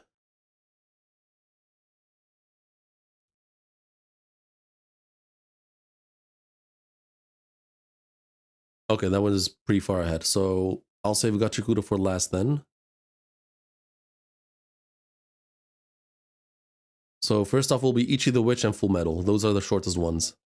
Both should be done within... Ichi the Witch within 5 streams tops. Full Metal within 8. What current chapters on the list?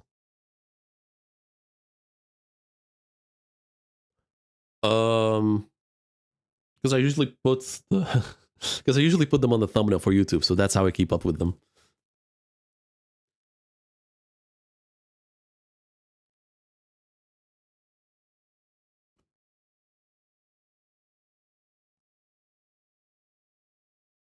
Because I have the chapter numbers on the thumbnails for YouTube. That's how I usually do it.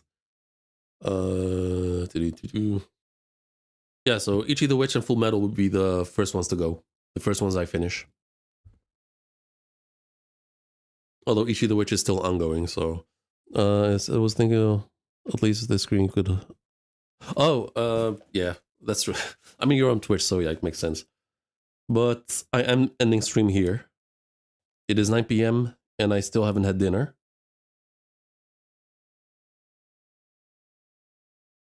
So I'm calling it a stream. It's hot as fuck in here. I've got fully dressed up for this final this final stream for Tokyo Ghoul. Alright, you have a good one too.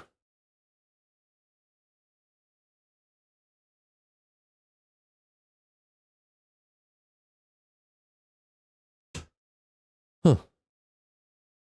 Honestly feels strange ending Tokyo Ghoul for the last time. No more Tokyo Ghoul, huh? Alright. Alright. Catch you guys later. Peace out.